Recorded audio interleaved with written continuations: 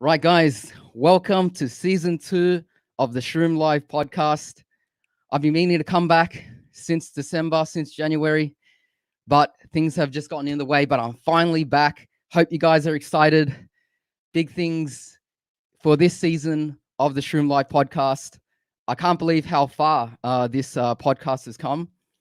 Pretty much started at the start of the pandemic last season with the World Health Crisis, and that kind of pushed this project forward a little bit. I've always kind of wanted to do this, but just with the situation and not having the ability to go fishing during the lockdowns, I started this up, and I just can't believe how much it's changed and how it's improved. So guys, before we get started, let's go through and see who's here. So all right, so we've got Nez Fishing here, CRXED Clutch. How's it going, guys? Chris Brown, Pity2764. Nova says hi as well. He's a regular here, so hi to you, mate. Hassan Sabah says, hey, Shroom, can you please do a shout out to my kids, Jalal and Abdullah? So if you guys are watching, Jalal, Abdullah, here's your shout out. So you must have a really, really cool dad. Hopefully that brightens your day, Hassan. It's a pretty wet weekend here. I think a pretty gloomy one. But this show, I announced it at the start of last week, and I actually had no idea that it was going to be this poor, the weather. So I guess there's going to be quite a few people popping into the stream tonight. We do normally get quite a few people coming through. So again, I guess everyone here is just a fishing nut, just like me, just like talking about it. There's no plan at this stage on what goes on in the stream. I like to just answer all your questions. And I just saw a comment there from Raymond Tan. He says, fish on, master. No master here. Disclaimer. Just your average fishing Joe. Just a fishing nut. Got that, I've got that disease, that addiction, just like everyone else. So guys, I'm going to go through the list of who else is here, and let me know where you're hailing from tonight, because I do expect that not everyone is going to be coming from Sydney. So we normally do get a few international people as well. So I like to give those guys a shout out as well, because it just means that even though the fishing is, we've got a new member. So let's give Brock Rutland, welcome to the Shroom Club, mate. Thanks for supporting the channel. It really does help me out. So guys, Brock, especially enjoy your emojis. I really appreciate that. So guys, if you want to do what Brock's done, click on I think there's a button at the bottom of the chat. Have a look if you want to support me in any way further than just watching my videos. But honestly, you guys being here, that's already, all I can ask. That's amazing support already. All right, let's see who else is here. So we've got Christian Brown, Elias Ayub, Gday, mate, Equipped, Michael Jermaine. So we've got some authority in the house as well. Good to see you, Michael. I hope you're able to get out for a fish one of these days and put up some pictures. I want to see you catch some fish this year. That's your 2021 goal. Equip says you mushroom. That's right. Fishing with Fishies says Keenaz. Okay, so let's keep going down. Indo Sydney Fishing. So Owens, good to see you. Good to have you here, mate. You're a regular. Really appreciate your support. Tony Chai, Ray, yes. He says on the dogs. All right, now just lost. So for some reason, I keep losing my place in the chat. So if I missed your message, you guys know what to do. Just throw it up. It's going to get busy. I want to stay at the forefront of the chat. So let's keep going down. So we have someone from a different place. Sorry if I butcher your name. Jakare de Turno. Hello, mate. How's it going? Hope you're enjoying the channel. Hope you're enjoying all the videos as well. OG Tev, Deacon's Fishing, Augie, No Idea, Mario Condello, Coolest Moth. Hi, Christopher. How's it going? Boys 87, Raymond Tan, Dean, Ron Neotis. I think that's another familiar face. G'day, Dean. Hope you're enjoying the show. Hope you have a good night here. Boys 87, I think I mentioned that. Seb, Stinky says, hi, Shroom. Alex, Verley says, hi, Shroom, any tips on how to catch octopus in here? Botany? Okay. Go chase calamari. Anytime I chase calamari, the octopus, they love to hop on. I found that I've caught most of my octopus out towards Easter Harbour Bridge. So if you actually are trying to target them, I mean, I don't really know too many people that would. I get plenty of bycatch with cuttlefish and octopus, at a certain percentage out that way. All right, we got a question mark person, Mags TV. He says, how'd you come up with the name? Well, it's kind of like a play on my surname. So I'm Shroom, the fun guy, if you know what I mean. Aries says, I don't remember you, so checked you. Now I know who you are. Oh, cool. Excellent. Destroyer Boy, he says, hey, Shroomy. How's it going, Chris? Tony Calls Fishing and 4x4 Touring. He says, hi, mate. Cheers. And yeah, the list goes on. All right. How's it going, guys? How's everything? Again, I'd like to say that I've definitely been trying to look at resuming the season 2 of the Shroom Live podcast. I know a lot of people like to listen to it after the stream as well, because people tell me they like to listen to it in the car and they find it entertaining, informative, all that stuff. So the best I could do is to find time, basically like about once a month, come on and answer some of your questions and entertain you guys. So I really like doing it, but you guys definitely give me that push, because I need that push to just set everything up. Even getting this stream sorted, I'd say probably took at least 3 hours or 3.5 hours just getting everything set up, such as the lights, the green screen, sound, just checking, getting in the right frame of mind, eating, getting the body all ready, all that stuff. So it's always a big effort coming on, but if you guys like it, definitely give me that push, because I will come on more often if I find that people really do want me to come back on.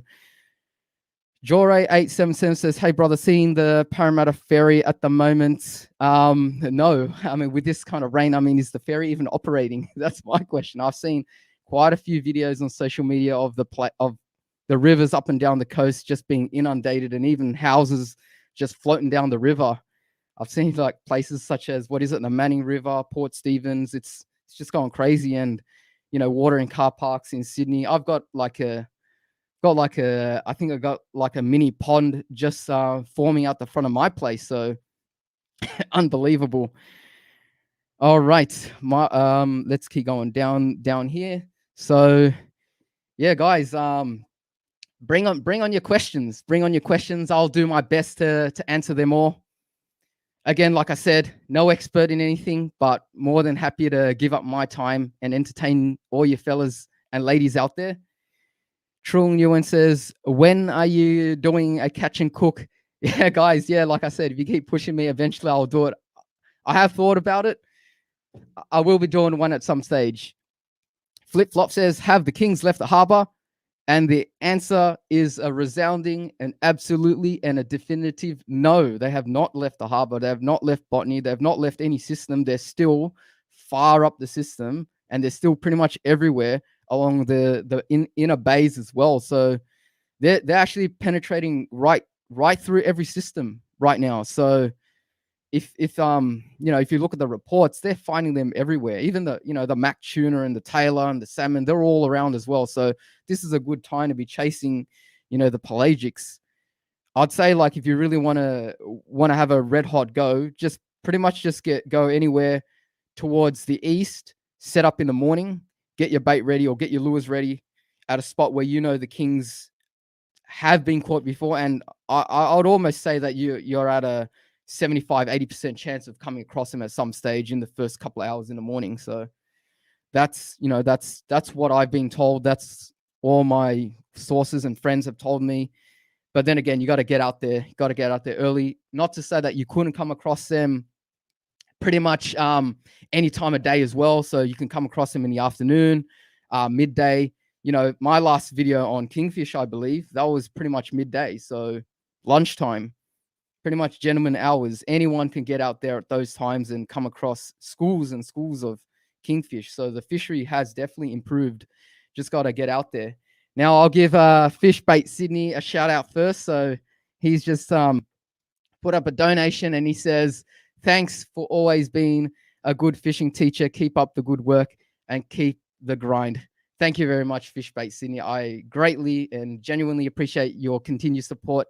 Thank you very much. It does mean a lot to me, and it does support the channel and help further creation of content in my future videos. So thanks again. All right, now where was I? So lost my place there, but doesn't matter. Keep putting your questions down. How do I say this guy's name? Us says, do you find arrow squid most active during sunset? Normally when I'm targeting arrow squid, I'm targeting them at night, just trying to gather bait. But yeah, the low light periods are definitely the best times for squid, just before sunrise. And just in that last light period, I find that they're pretty much right on the bite for a little while. And then once that sun goes down, you have that kind of like a quiet period for probably about an hour. And then it just kind of slowly picks up over the night as the artificial lights, for example, at wharves, they kind of start having an effect and start concentrating, the bait where the light is pretty much shining down on. And so then becomes a different kind of a game now. So you're kind of like fishing in areas where you actually wouldn't have squid kind of found throughout the day, but they're kind of just like coming towards the light. So yeah, but hopefully that answers your question. OG Tev says best place to fish for beginners. Pretty much just go to your nearest waterway, go to the water and just start casting in. I guarantee any place along any waterway, you'll definitely be catching some fish. But obviously, you got to learn how to fish the terrain, learn what works, what tides are the best, what lures are the most appropriate for the location. So I like to recommend people to try the nearest waterway because, first of all, you live pretty much 2 minutes away and you're going to be able to fish it more times than not than any other place in Sydney. And you're going to be the one person that's going to be the expert from that spot just through the sheer amount of sessions that you're going to have. And then from there, you kind of can branch out to the rest of the systems. You can kind of say to yourself, look, I fish locally. For example, let's say that I fish a shallow bay and the water is pretty much always brown. Well, once I master how to fish that place, I can kind of take it to another area that's kind of similar and see if there are any similarities in the way that I might find the fish's movements or the bait or the lure types that they prefer. So yeah, so that's my advice there. So basically, I'm trying to address another question, which I always get, which is, can you point me in the right direction to the best place in Sydney? Well, there is no technically best place, different times, different places, but there is that one place where you can become an expert at. And that's pretty much the closest waterway, closest bit of water, learn to fish that. And then you're going to be getting results that no one can because you want to be putting so much time in and understanding it that that's going to give you so much information and so much results as well. Tony Chai says, where the 3 meter dog's gone. Well, I don't know. With this rain right now, at the start of the big rains, normally the fish kind of fire up. So you'll see in my last video, I tried to fish a canal. I think what I should have done was wait probably like maybe half a week or a week, just when the water starts coming through the canal, and then giving that a red hot go, because places like that will fire at certain times, and especially with a huge influx of fresh water. But once that fresh water sets in, which I would say is probably about now, then you're going to find that, the fishing kind of shuts down. Now, actually, I think I saw something down here a second ago. All right. No, it hasn't come up for some reason. Okay. So guys, let me know if I've missed any. Oh, there we go. So sorry about that, Fishbait Sydney. You've just dropped another donation early on. I better show this up because last time I forgot who donated. I think it was Jason Green. Sorry, mate. I totally forgot your super chat from the last live stream. So I think it was you. So I give you a shout out now for it. So thank you very much. Fishbait Sydney says, I'm going to become a member on your channel. Thank you very much. That is much appreciated. Right. So let's continue. So what do we got here? What have we got here? Annalise Wilkinson says, think my messages were missed. What's your current setup at the moment, Shroom?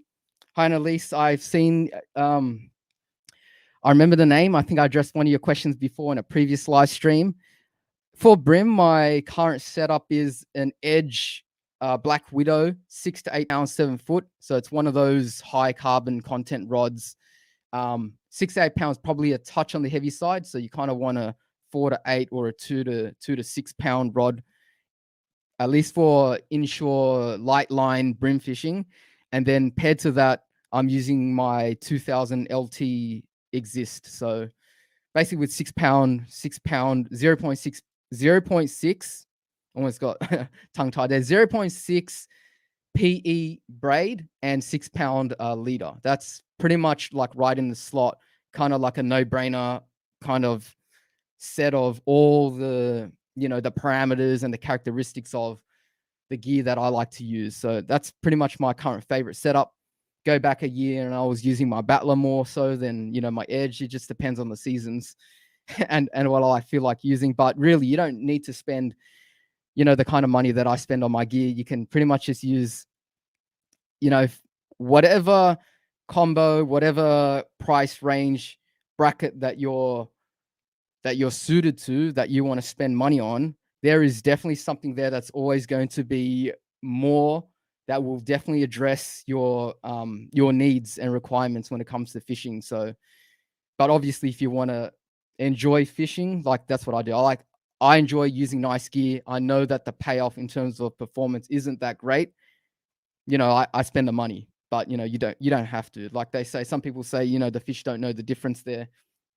Geez, we've got 57 people. That's a record here. 60 people. Oh, wow. All right. So, we got another donation. So let's give Indo. Where is that? Where is it over here? So I'm so bad, guys. I'm so bad. I'm losing myself in all these messages. But definitely appreciate all the messages. Indo's Sydney Fishing, otherwise known as Owen, says, bro, it stopped raining. Gotta go for a quick flick. Well, good luck to you. I think you should definitely check on the radar just in case that the rain comes back. But all the more power to you. I hope you get something. And thanks for dropping your support in the chat, Owens. Definitely appreciate that. Michael Jermaine says, talk about the Karen video, but tell us what happened after, how it grew the channel. Yeah, so that's probably not something I'm going to be talking about today. The reason why is everything that I've said is already being said in that video. And if it keeps going back 180 degrees back to that topic, you know, it's hard to move forward from there. And you guys know the channel is about, you know, good feelings and, you know, improving yourself, getting entertained. And, you know, if in the future, you know, when I come around to it, I might have, you know, something to say about it. I'll definitely let you guys know right up front. But, you know, at this stage, yeah, the channel's definitely been overwhelmed with everything. Everyone that knows what I'm doing with the videos knows that I'm actually struggling to keep up with what I need to do. But, you know, I do it for the love of it and for you guys. So that kind of has taken it's been on the back burner. But yeah, I don't have anything to say about that right now. But definitely, Michael, I understand that question. Understand where you're coming from. Okay, what's this one? So NNDXY says, Shroom, I must be in a museum because you truly are a work of art. Oh, you flatter me. Thank you very much. Oh, that's right, Flip Flop. Best fishing spots are places that are most packed. You know, for good reason. All the easy to fish places, they produce fish that people seek, such as kingfish or jewfish. Number 2, they're easy to reach. And number 3, they're easy to dangle a line and kind of just like set up a chair and kick back. So anytime you've got those 3 factors, you've got that situation where you're going to have like hundreds of people fishing it. You know, let's go through the list. Pier 2, Kiama Breakwall, Balmain Wharf. You know, the list goes on. Clifton Gardens, Guyamere Bay Baths. You know, there's so many places that are like that. And, you know, there's nothing wrong with those spots. They're fantastic spots. But like you can see here, if you want your own solace and peace, do a bit of exploring. So I like to do light line fishing, but not just to say that I only do lure fishing. I love my bait fishing. As you guys see, I do the odd bait fishing video. And it's just nice. It's just nice to just go out there, and go put your best effort forward, learn the spot, and get some surprising results. All right, let's keep going here. Neil Condren, says hi from Big Neil from the Murrumbidgee. Yes, I know Big Neil from Fish Raider. Hi, mate. Hi, how's it going? I hope you're having a wonderful evening. Hope the river, I mean, I don't know if the banks of the Murrumbidgee have burst yet, but I'm assuming that in some places that it would be. So hopefully everyone's staying safe out that way. And hopefully you're having a good night as well. Deacon's Fishing says, Shroom, you're packing that big old mushy. All right, I don't know what that means just yet. Let me know what that means. Ghost says 48K, bro, congrats. I subscribed at exactly 1.87. So I'm happy to see your channel grow. I remember you having 2K subs just like yesterday. Keep up the grind. Thank you very much, Ghost. Like I said, it only grew because of you guys. So appreciate all the support. Keep the questions coming. Daniel says, do you like to eat fish? Yeah, I love to eat fish. My favorite fish to eat is rainbow trout and possibly silver perch as well. Matthew Marinovich says, more cranker crab videos. Look, we'll do some more, definitely.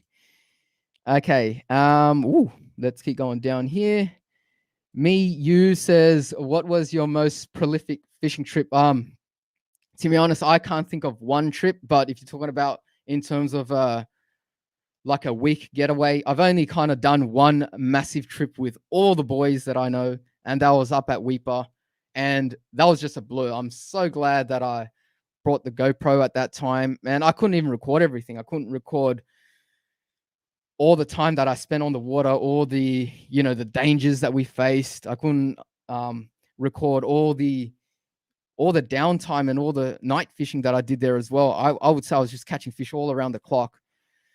There is a video up on my channel. It's about 59 or 58 minutes long, so a good hour basically. And yeah, you guys can see what happened there. It's my most memorable trip, definitely. I'd love to do a trip like that one day again as well.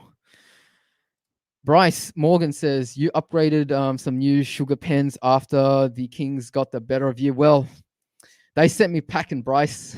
That's the best way to describe that. I still haven't replaced the ones that I've got. I kind of went with the sugar pens because I kind of knew that the hooks are a little bit tougher and that I could get bycatch. So I kind of had in the back of my mind that was going to happen. And yeah, it did happen. Unfortunately, it didn't quite go according to plan. I kept, at least my best hookup, I kept it off the moorings and off the boats out in the distance. That's on a 2000 size reel. I don't know how that happened. I guess because I hooked it pretty much right at my feet. So the meters started counting from from where my foot was. And so it wasn't able to get the better of me, but somehow still found some submerged seaweed of some sort. And yeah, that was heartbreaking. That was definitely heartbreaking. I thought I had that. I think that fight went on for about five good minutes. We had that in the bag, but like they say, you can never count on it until it's landed. And yeah, that's what happened. So I have been pondering what I could have done differently. Just as what should I have done better if I was able to turn back to page 98 and it says go hard or let the fish swim out, whatever. What would be my next choice in the saga? And I honestly, I don't know. I guess it's just one of those ones where if you're using the light gear, you're just going to get you're just going to have to face those kinds of scenarios more often than not. I did try to free spool it out of there for a little while, but maybe if I left it free spooled for another couple of minutes, it might have come free on me. But other than that, yeah, no dice there. And you guys saw the other 3 hookups. They were short and intense. Pulled the hook on one, got smoked by another one on the heavier gear. And yeah, so I got put in my place. Zane says, oh, I just missed that. I don't know why it keeps doing that. So the messages just keep flipping around on my chat. Zane says, kingfish on beach worms. I've not actually done that. But there are some places where you can catch kingfish. So it's not generally considered a regular target off the beach. especially not like right in the middle of an expansive beach, but especially if you're near headlands or near mouths of rivers, you're going to get kingfish coming by. Now, like I said, I don't know about beach worms per se, but I can't see a reason why they wouldn't. From everything that I've seen with kingfish, like in that video that I've just referred to, which is on the channel, probably about a month ago, if you can just dangle it in front of them, they will hit it when they're in a big school. So you guys can see in that video when I was pretty much working that lure. Well, I actually wouldn't even say I was working that lure. I was just kind of like teabagging in front of them, keeping up, and one of them found it too tantalizing and just smacked it right in front of the camera, right in front of our face. NNDXY says, Shroom, are you a camera? Because every time I look at you, all these. That's a good one. That's good. Thanks for that nice joke there. Nice friendly joke. Hope you guys are enjoying the show. Yeah, make sure if you're new here, subscribe to the channel. If you're from a different place, drop it in the channel where you're from as well. Oh, sorry, in the chat of this live stream. Now. Jonathan Yang says, hey, Shroom, love your vid's opinion on performance of original lures versus cheap eBay clones. Goes without saying. The original lures are always going to be better than the clones. The only downside is the price, but you have to understand that you got to pay to play. So in this game, if you want to play, you got to pay. And you are supporting these original lure creators to further their innovation and support that kind of like, that kind of like aspect of fishing. So you're really supporting the industry when you buy genuine lures. Now, I guess the cheaper lures do have their place, but like the extremely cheap replicas off, say, I don't know, like Wish or eBay, Alibaba, whatever the website is that try to just kind of clone the originals. I guess they may or may not work, but overall you're doing damage to the industry. But they're my thoughts on that. I'm not here to tell anyone how you should or shouldn't spend your money. There's a time and place for everything. It's kind of like using cheaper squid jigs as well. So obviously, like everyone, I have spent money on cheaper lures, but at the end of the day, I like to spend my money on the genuine article as well, just to show support. They have put in the hard work to design that mold, to test the way that it swims, the colors, the quality of it, and they always outdo the replicas anyway. For whatever reason, just the quality, the build, just the build quality, the components, the colors, the finish on the lures, the quality of the hooks that they're able to, equip on them. That makes a big difference. All those couple of percenters means that this lure is going to outfish that other lure. And the way I see it is, at the end of the day, buying a lure, that's, just a few bucks spent, but what's more important? Your fishing time. So if I've only got a couple of hours to fish this weekend, I don't want to be spending that with an extremely cheap lure that I don't believe in. I'd rather spend my time. So it just means that I'm not wasting my time, really. Equip says, Shroom, did I get your attention? Yes, you did, mate.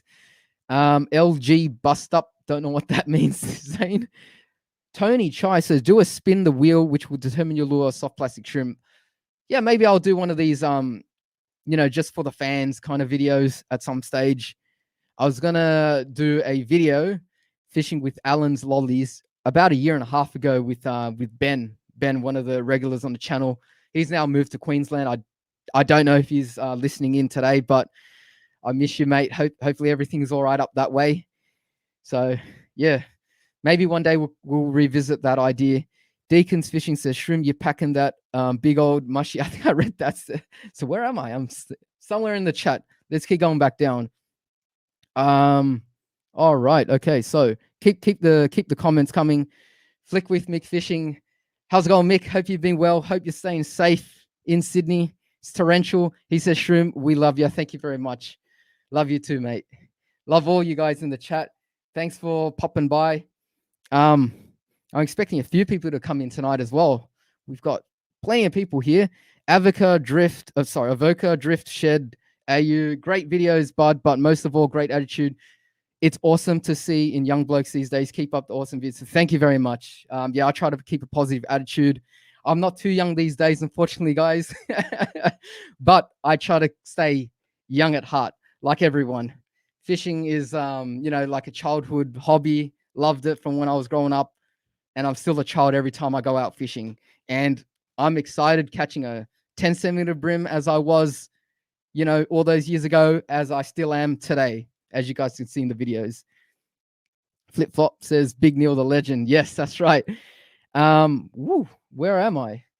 All right, I'm gonna go to the front here. So drop your questions in, guys, if I've skipped it. Josh D says, "G'day Shroom. Will you ever target big flathead in the future?" I do want to target big flathead. I haven't specifically targeted big flathead all that much. Last year, I did in Botany Bay with Terry, another regular on the channel. But since then, we've just both been busy, so we haven't kind of headed out that way and tried to fish on the flats in Botany and in port hacking as well. So I think we tried a few times, but for whatever reason, we weren't able to get the results that we were looking for. I'd love to beat my PB, which is not too bad. So my PB is a 92 centimeter flathead that I caught in the Georges River land-based off a squidgy fish, 80 millimeter in silver fox color.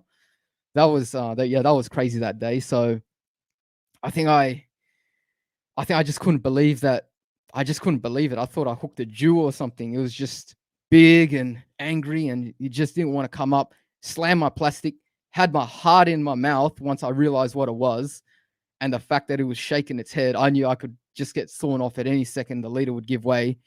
And I was by myself. And when you're holding your rod in one hand to trying to get leverage by pushing the rod behind your shoulder, and then you're trying to get your front hand forward to try to grab the fish, and your eyes are just like, stop shaking, don't spit the lure, don't do whatever you want to do, Flathead. Just let me get you just this one time. I just want this one fish, and you can all shake me off the rest of the week, the rest of the year. I want that one. Luckily, it all came together. And as you guys know, I have an aversion for nets that I'm slowly overcoming. So I didn't have a net back in those days. Yeah, but if you guys want to do that, definitely try to fish deep drop-offs. Doesn't matter if the water's brown or green, up a river, down river, and fish something that's got a bit of action. Like I like using paddle tail lures and something that resembles a mullet.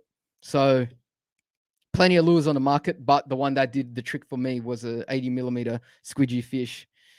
So that's got a place in my heart. All right, let's keep going. We'll go to this question first. Shroom. Flick with Mick Fishing says, Shroom, what's on your bucket list this year fish species? You know what? Everyone's caught a bonito. I haven't caught a bonito. I haven't also caught, what was it? What's that offshore one? A dolly. I want to catch a dolly. So they're the two fish that I really want to get. I mean, I believe a dolly is pretty easy to catch. I just got to get out to the fads one day when they're still out there right now. So this is the season. I might miss this season. Might have to be next year, but I've always wanted to catch one of those buggers. They look like they're very fun. I think I actually want to do it with a fly rod as well. I think because they're so plentiful and they're not that difficult to catch. Maybe give the Wanda a wave out at the fads. Nev's Fishing says, "Hey Shroom, when are you doing a road trip down to Victoria?" one of these days, Nev. Yeah, maybe I'll come down one day. I really want to chase okay, what is there to chase? Well, obviously snapper, amazing snapper fishery, and calamari down that way. So probably the two things, and I probably want to experience a little bit of the upper river urban style fishing just to see what that's all about and see how that compares to Sydney. I know the culture is a little bit different there. There's a greater culture of catch and release in Sydney. So from what I've been told, just kind of want to experience that, what Victoria's got to offer. Definitely also on the way to Victoria, like Malakuta and all those places. Imagine that one day, just fishing some of those places for big brim or flathead up and down that coast. All right, let's keep going. So yeah, hope you guys are enjoying the live stream. So season 2, we're back in action. I'm so happy about that. Can't say that I wasn't nervous, just like waiting in this chat room just before I started. I think a few people saw that I was just trying to calm down a little bit, but always hyped, always excited, always ready. When the timer goes down, I click go live. So there's no second guessing. Hold my breath. Straight on to season 2. So this year we've got some interesting things coming to the channel as well. So I mean, I like giving I know you guys love the podcast in the format that it is. I think I want to upgrade some of my equipment a little bit. Like for example, my headset right now, it's got that microphone. So it's, I've just kind of like mishmash, put a few things together just to put this up, but I want to increase the professionalism just that little bit. Maybe have some special shows coming to a stream shortly as well. All right. What's that? Is that true? Here's Shroom, a heads up. The chat on your screen is frozen for us. Oh, okay. Yeah. So what am I doing? Okay. Thank you for that. Let me know if anything's anything's up there with a chat. So I've got a few screens that I'm looking at right now. Joe Garcia says, I'm from Texas, but I'm illegal. Well, hi Joe. Hopefully you're right down that way. I want to go fish the US one day. Texas, what kind of fishing do you guys have out there? Freshwater fishing? Oh, it's Stewy, guys. Say hi to Stewy. He says, hi Pete, it's Stewy. Let's target hairtail after the rain. You bet, Stewy. We will definitely lock that in. We'll bring that content to the channel. I have, guys, you guys know I do have done a few sessions on the Hawkesbury for hairtail over the last probably 2 years, but just with the kind of content that I was getting, it wasn't enough to make a video. But this time I will strive to bring that to the channel because it's something that I really enjoy. It's really exciting as well, especially and it's just like a seasonal thing as well. So anytime there's seasonal fish, you can count me in. So yeah, so that's Stewy from so you guys will remember him because he's been in my last several videos from Fish Radar. So yeah, we'll definitely hit it up soon, Stewy. All right. So what's this one? He says it's leather jacket. Peter Kenyon says, what rigs do you recommend for big snapper from a boat drifting? You know what?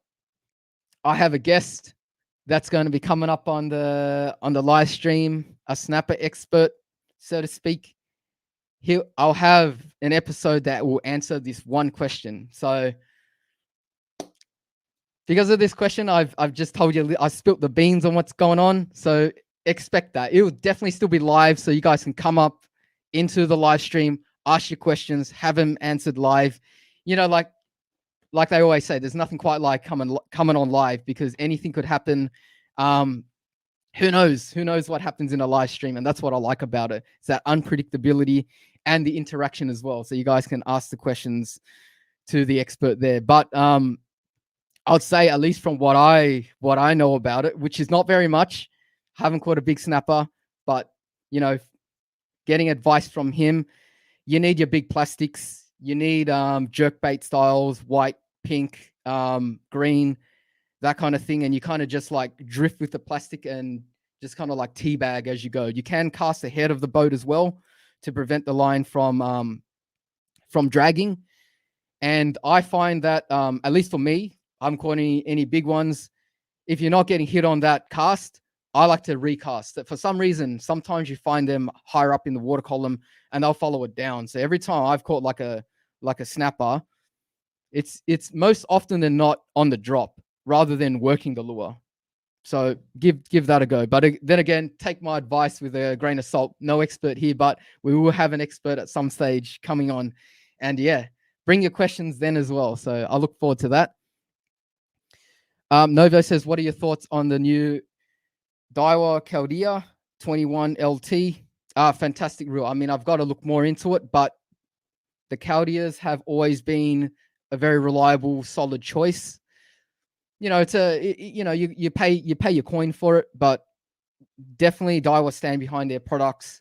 fantastic. So if that's what you're looking at, nothing wrong. I'm a big fan of the LT series reels. As you guys know, I use the Exist. Perfect. But I would be happy using a much cheaper reel as well, such as that reel there, or even a cheaper reel. So yeah, can't go wrong there. What's this? Andrew Fishman says, "Hi Andrew, how's it going? Hope you've been well, mate." So I think this one's not directed at me, but anyway, good to see you here in the chat. Hope you're having a good night. I'll not put that comment up. Here we go. So Tony Chai says, "I'll definitely use Burley a whole chicken." that is that is a reference to everyone's favorite powerfish. So love that. What have we got here? So whew, all right. Darren Wong says, "I love a fishing bro." Yes, that's right. Asami says, "Does Stewy have a YouTube channel?" No, he doesn't. Maybe he might create one in the future. For now, you'll find his reports on Fish Radar. So go Google that. It's a forum. If you're interested and you want to go check that out, that's where you'll find him. Okay, here we go. Let's go down. James Nichols says, "Hey Shroom, what size Daiwa spinning reel do you recommend for snapper?" 4,000 and up. So when you're out that way, fishing in deeper water, you want something with a little bit more line capacity than, the gear that I'm using inshore. You can hook a small snapper. You can hook a big kingfish out that way. You can hook a monster snapper, a meter snapper. And then, chances are you're going to get dusted before you get spooled, but you want that cranking power. You want that faster winding so you can bring your lure back up, all those things. It just handles a heavier rod better as well. Balances out with the combo that you need to use. Andrew Fishman says, "Doing well. Thanks, Shroom. Having a great night now that you're alive. LOL. Thank you very much. Thank you very much. And thanks for watching my videos. I really appreciate all the nice comments that you've dropped over that period that you've been watching." Chris Brown says, "Do you grind down barbs off any of your rigs?" I don't grind the barbs off the trebles, if that's what you're talking about at this stage. But there's for and there's against arguments with that. So first of all, safety. So I've seen some horror videos and horror pictures of people chasing, especially when they're chasing something like a GT or kingfish, where they're using really massive poppers and fish that have just too much power to handle. And if you give them a bit too much room to move on the boat, they're thrashing around. Those trebles that were in the fish's mouth could end up in your arm or your foot or your finger. And so in that case, that's a trip to the emergency room in the hospital. And, I guess one of the only ways that you can prevent that is to A, cover up, and B, get those barbs off the treble so that you're not going to do too much damage when these hooks embed themselves inside your flesh and, maybe damage a tendon or, some kind of nerve or something. So you might get that kind of damage, which no one wants. So with a barb that's grinded right off, it's just going to slip in and slip out straight away. So less damage, and you can pretty much continue your fishing trip without pretty much like halting everything, going to the hospital. Now, personally for me, I haven't grinded down the barbs, but I think I would be open to that idea at some stage if I was to chase, say, GTs, for example. I've seen enough there that would convince me that there is merit to getting those barbs off. Now, the other argument for and against is, well, with the barb, you can lose more fish, and that's actually 100% true. So I am a firm believer that the barb does give a little bit more margin for error. So if you haven't got the fish up tight to the reel, and it's created a minor amount of slack, then you're not going to be penalized with the hooks coming right off. So, but then again, what's more important, safety. So I guess for my inshore fishing, I wouldn't really touch the barbs, but for maybe for GT fishing, tuna fishing. Okay, I don't know about tuna fishing, but like GT fishing, where it's all over in a couple of minutes, and you just got to go hard, and it could end up that treble could end up in your arm. Then yeah, I could understand that. All right, let's keep going. Kid Fisho, hi, how's it going? Hope you've been well. Hope you're having a wonderful evening. He says, hey mate, I'm a bit late. Had family stuff. Oh yeah, say hi to your dad for me as well, the legend. But going for Jews anytime soon should be good after the flush. Yeah, mate. Maybe I'll try to see if I can find some time and try to chase down some of these silver ghosts. I've been missing it, and I've just noticed that my chat's not moving. So guys, yeah, drop your comments down below in the chat. So Shredder says, do you personally like the taste of fish? If so, what's your favorite eating fish? Yes, I love eating fish. My favorite two would be silver perch and rainbow trout. So I definitely eat a lot of fish, but I don't keep my fish for whatever reason. I just enjoy the chase. I like letting go of what I've caught.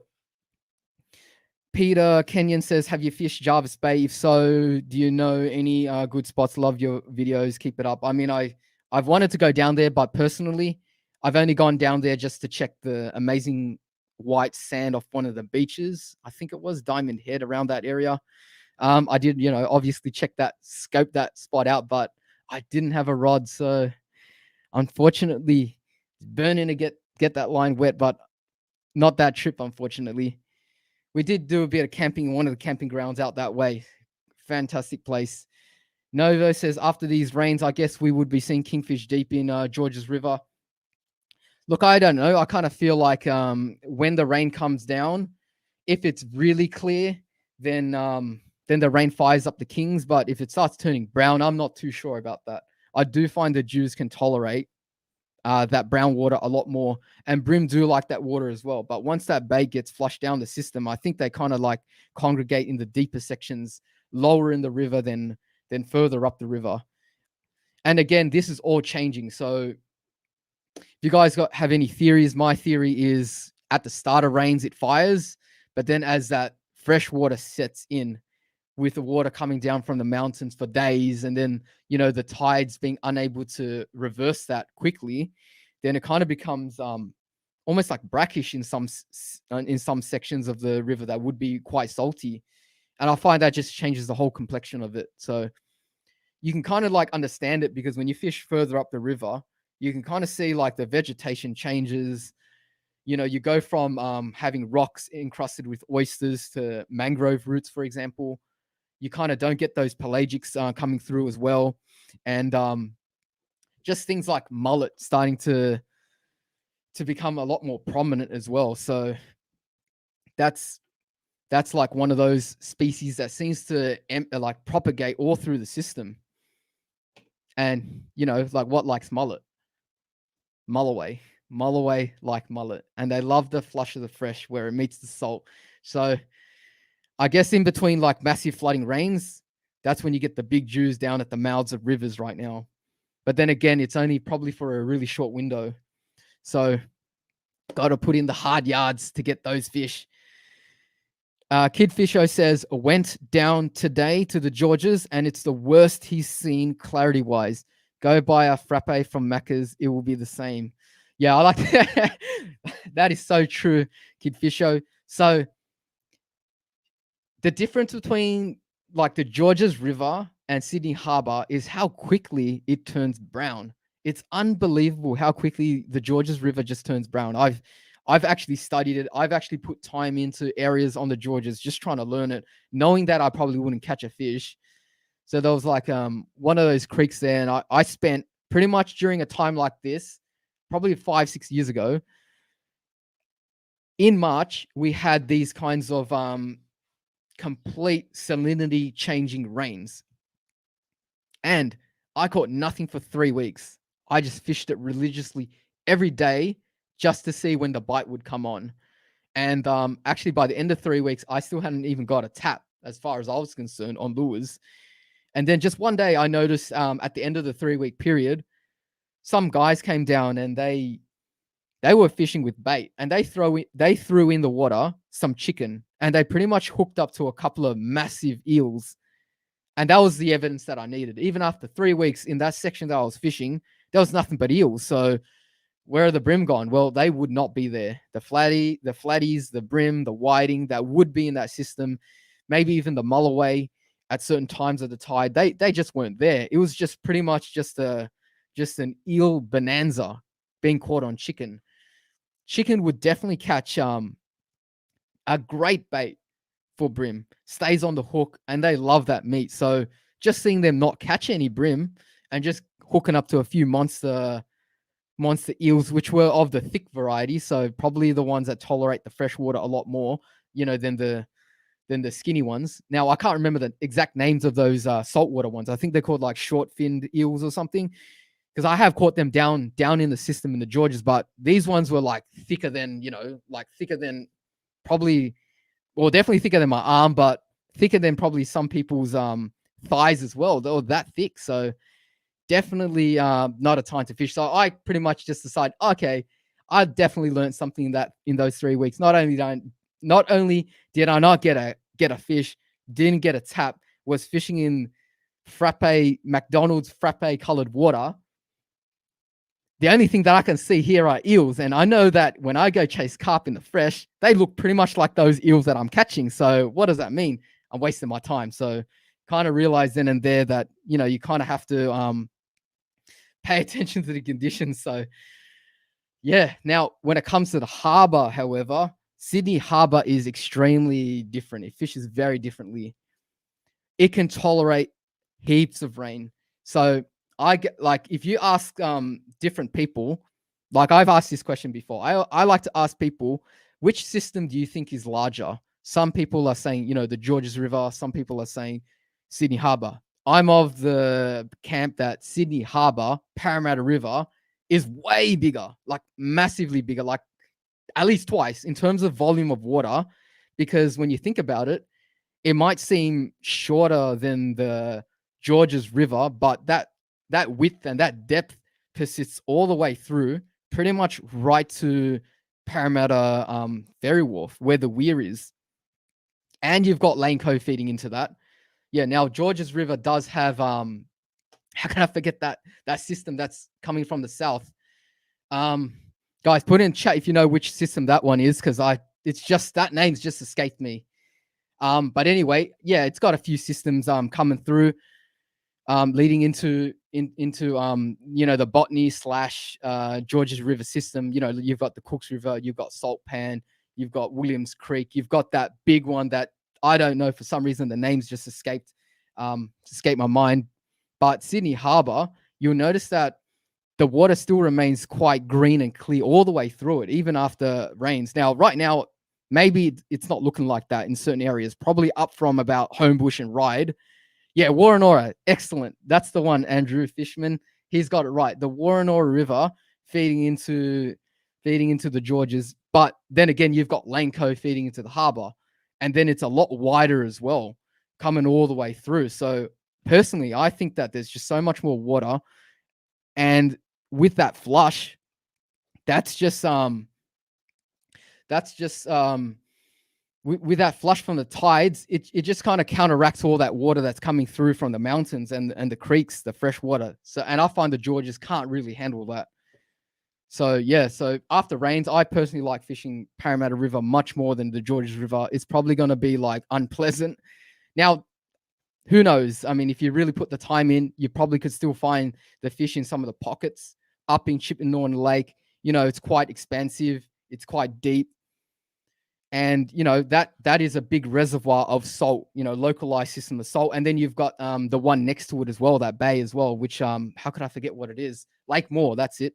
Lake Moore. Oh, I guess we've got Prospect Creek as well, but I've never seen Prospect Creek look or smell nice. It's always, it's got that really seedy smell down that way. Yeah, so that's pretty much what I think about it. Those systems there. Probably went off on a huge tangent right then and there. Okay. Jamie Smith says, where is the best place for Rat Kings in Sydney? I don't know about Rat Kings, but if you want to know the number one most popular spot where kings are caught on the daily, it's Pier 2, Pier 8 in the city. Everyone does it there. You can go there one day and you'll probably see it being caught. So that's probably the number one spot. Smoke Paper says, can you please finish the question, answer everyone's questions? Yes, I'll try to. Dory M says, where did I get that word from? Does chicken work with brim bigger than 25 centimeters? Oh, certainly does.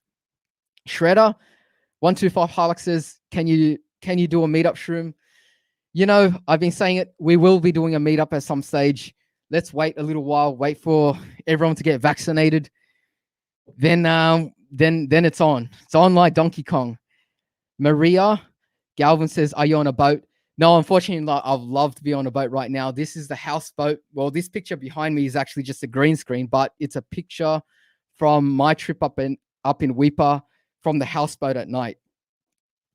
El Haj says Sydney Harbour by far. Yes, I agree, 100%. So that's going back to that question before. What to Cook says, Maria, it's a green screen. Yes, that's correct. Ahmed A said, hi, how's it going, mate? Hope you've been well. He says he caught some rat kings yesterday in the harbour when the rain paused for an hour. All right, good job. I'd love to get some of these rat kings. Yeah, sounds like an awesome time and you were rewarded for your efforts. Nova says Homebush. Okay. Pat says, what are the best soft plastic lures for brim? Well, everyone knows what I like. I like to use Z-Man grubs in watermelon red. Kind of like works for me. I do like using bloodworm as well and motor oil. I kind of like using the browns more for Georges River and Upper River in the Para, and pretty much in the intermediate areas in the bays, I like using watermelon red. Seems to suit the conditions well. That comment right there. Andrew Fishman says the Para does not discolor as badly because it is rockier and the weir at Parramatta slows the flow and the upper sediments does not flow through as badly. Excellent point. I've actually never thought about it that way. I've just kind of thought of it as the amount of water coming in from the ocean that's clearing it. So, like, for example, I'm not quite sure how strong the tides are right now. I don't know what the moon phase is at this stage, but say if it was like a 2 meter tide at some stage in the day, that's going to clear it out a lot more than say a 1.4 as the highest, you know, in between the new moon and the full moon. You get like your weaker tides then. But yeah, I guess that weir definitely slows it down. I guess the Georges, you know, Liverpool does have that weir as well, but then again, it's hard to say. It definitely will have a massive effect. I know, like right up that way with a lot of fresh coming down, I seem not to catch too much bass past the weir at the Para during these times as well. Maybe there's like a short bite period when they're firing. Okay, so this must be a troll question, but I'll read it out. He says, Shroom, I hooked the $1 million kingfish, and as I lifted, the line snapped. It was OSHA line. Well, you know, very unfortunate there. How did you know it was $1 million kingfish? You might have had a tag in it, right, as you were lifting it out. But I guess, like I say, the fish swims another day.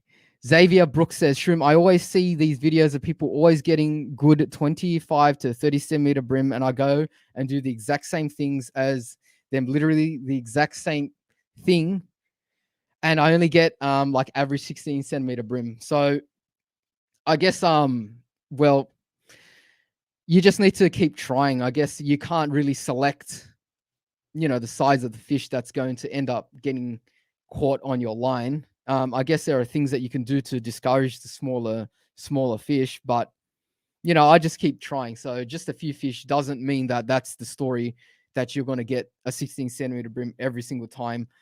But I do hope that the next time you do this, that you do get your 25, 30 centimeter plus model.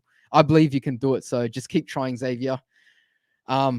Just got to get out there and give it a go. Maybe it was a tide, maybe it was a time of day, whatever it was. keep trying. Maybe you'll learn something.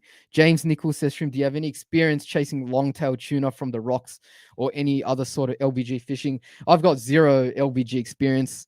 I have hooked onto a long-tailed tuna up in Weipa. It's on the channel in the 1 hour long video. And unfortunately, I mean, I saw it right there because I hooked it up right against the boat. It came up, looked about 90 centimeters to about a meter long, but I ended up losing it at some stage. It just kept taking me out and got me on a ledge. Unfortunately, yeah, that was heartbreaking, James, to say the least. And ever since then, I have not landed a long tail. Maybe if I go up the coast with some of my friends, they kind of want to show me a little bit more of the LBG scene. Maybe one day I'll get lucky, but I'm a complete novice. I know nothing about LBG and rock fishing. So we shall see. It's going to be an interesting video when I do it. Kid Fisher says, buy our boat. LOL, haven't taken it out for a while. Kind of just sitting there. Would rather a small tinny to run around with plastics. Yeah, I guess big boats, small boats, you've got your pros and you've got your cons. Depends what you're chasing. Small boats kind of let you sneak up in the bays real quietly, and big boats kind of let you handle more rough conditions out in the bay and on a good day out offshore as well. But yeah, a boat, definitely a great tool. Andrew Fishman says, Xavier Brooks, try upsizing your hook a little. So yeah, maybe like, I don't know what kind of hooks you're using, but from what I heard, you were using exactly what that guy was using. Maybe give that a try. That's a really good suggestion from Andrew. Ivan W92 says, what size Zeman grubs do you use? I use the 2.5 inch size 90% of the time. That's the size that the fish in Sydney seem to prefer. I found I get a lot more fish on that size than the larger one. I do use the 2-inch size as well, but normally it's I'm trying to target just the fish that are just a little bit smaller, more shy, and just they just kind of don't want to engulf the lure. And the smaller profile and the shorter length helps them to get over that. So that's when I use the 2-inch version, and the 3.5 version I might use closer to, closer to the bay, out towards the ocean where the fish might be slightly larger and the current is a bit stronger. So I need a little bit more lead to hold in the water there. Let's keep going down here. So Xavier Brooks says, where I fish, everyone takes like all the undersized brim. Literally, I've tried everything. I think it's because I live north, maybe. Well, I think you just got to keep trying. If everyone around you is catching undersized brim, maybe that's just what's out there at this stage of the year. So maybe try a different spot if that's the case. I mean, I hope nobody takes undersized brim, but if you see that, there are avenues to report that. So, contact the DPI, put a report in. They will sort these guys out. But under no circumstances, take action into your own hands. Dustin sorry if I butcher your surname. Canavan says, how did my fishing YouTube career start? Well, I was making videos with some games and some other things, and then over time I realized, hang on, I do a lot of fishing. Why don't I just post up some of those videos? Because I thought that the kinds of fishing that I was doing, I was seeing some really unusual things, and I just wanted to share it with everyone. So, and that's how it started. Started off with a few videos, just, me catching fish, and slowly people said that they enjoyed that. So slowly it became like a vlog style to where it is today. So that's how it started. Andrew Fishman says Liverpool is a lot further up the system. Yeah, that's right. So quite far up that system. Let's keep going down. So where's my next question? Oliver says, hey Shroom, I was at Birkenhead Point, and in the water I saw these brim, but they look so big, but they literally look 60 to 70 centimeters, and I thought brim grow to 40 centimeters. Are they grown bigger? Now, first of all, I'm not to say that I don't believe that they're 60 or 70, but I have a feeling I know exactly where you saw them, against that marina at the shops, in between where people sit down to have a coffee. I've seen some big brim down there too. People are just throwing chips in there. They're just getting fat off the chips, I'd say. Fat off the food that's going over the side. If you can get a 70 centimeter brim, I don't know if that exists, but potentially 60s. People have, many people have caught 50 centimeter brim, 50 mid 50 centimeter brim, and even high 50 centimeters worth of yellowfin brim in Sydney. Very rare, very difficult. Anything in the, I'd say anything in the high 40s is pretty much like a lifetime PB. You may beat that, you may never beat that. Getting a fish of that caliber is like the 0.1 of the 0.1%. You need all the luck in the world, and you'd probably have to, the odds of coming across a fish like that is so incredibly rare and hard. Peter says, hello, I'm new here, guys. Not lying at all. No, actually, no, you must be new here, Peter. I don't even remember that name. I don't remember that profile picture as well. But I hope you're having a wonderful night here. And guys, yeah, if you're new here, subscribe to the channel. Definitely subscribe. Yeah, actually, I don't want to keep harping on about my social media, so I'll just put that up for the moment. So anyway, on to the next question. Fishing Cartel says, where's the best to put a kayak in around the Manly area? Yeah, unfortunately, I can't help you there regarding Manly. There's a few exclusion zones up that way. I think there's like a marine sanctuary. I think towards the wharf inside, like the inshore side, you can fish some of those areas. But yeah, there are definitely restrictions. So yeah, unfortunately, I haven't made a video there, so I'm not 100% aware of all the rules and where you can or can't fish. Yeah, definitely check the DPI website out. So yeah, so unfortunately, I can't help you there, the Fishing Cartel. Shane says, how much length of leader do you use on your fishing rods? All right, so the question about leader comes up often. Depends what I'm chasing and depends how long I'm fishing for. So generally, I like to use an arm span length of leader, which would equate to about 1.7 meters of leader. I find any less, and I'm kind of feeling like I need to retie a new one, and any longer, it's going to get through the spool lip and it's going to give me more issues than I can, that I want to deal with. So anytime that I'm casting, I guess the maximum length that I would use in normal situations would be just outside of the spool lip. So when I'm gripping it with my finger on the reel to cast, if I'm touching the leader, that's probably starting to get a little bit too long. But then again, I guess it also depends on what you're doing as well. So if you're fishing really snaggy, really rough terrain, you might need a longer leader to kind of give you that confidence and abrasion resistance that braid just simply won't provide for you. So I like to use a longer leader, maybe if I'm fishing, really, really rocky areas, and I can't get close to the edge, and I kind of have to like lift the fish out of the water. Or maybe like in situations where the water is extremely clear, not only will I drop it down, I might get that extra couple of spool winds off the leader case and just have that little bit extra there so they can't see the braid from a distance.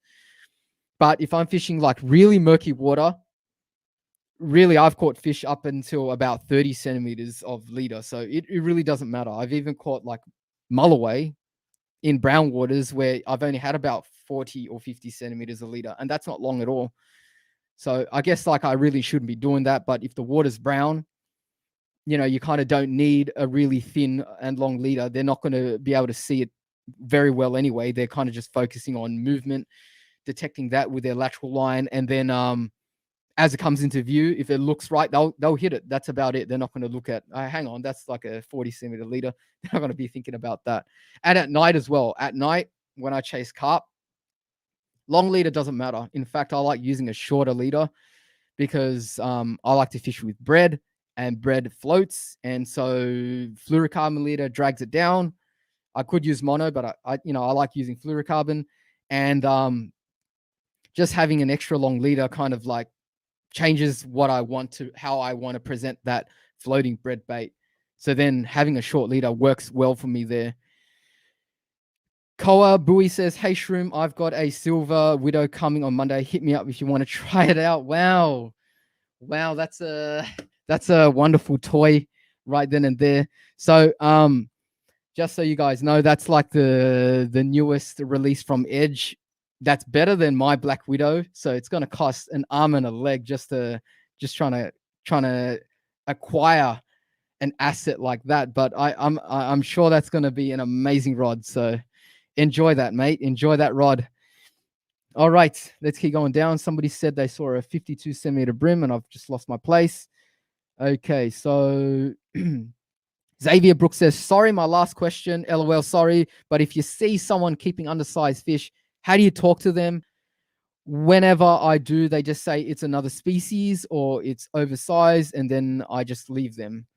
Well, that's all you really need to do. So if your advice falls on deaf ears, then that's the time to, just take a step back. You've done your bit. Report them to the authorities through the appropriate avenues. You can fill out a form, filling what you saw, filling what you thought the rule infringement was. If you can, maybe go get their license plate from their vehicle and let the DPI sort that out. So I've actually got people caught and charged for something like that before, and I didn't approach them. I just did what you would have done. Got their details down, tried to get their registration plate, explained in detail when it happened, what happened, all this. I had a GoPro as well, so I even had video footage without even, specifically holding up my phone to record them. And yeah, they were charged. So I know they didn't get off because the person that I was conversing with gave me his personal number and said, look, thank you for that. I appreciate what you've done. Here's my personal number. If you see more of this happening, don't go through, the form. Just give me a call right then, and I'll come right down. So if you do the right thing, they will take your advice. The DPI do work very hard behind the scenes to catch these people, even though the general consensus among the public is, they don't do anything, but they actually do. So they're just not really vocal about it.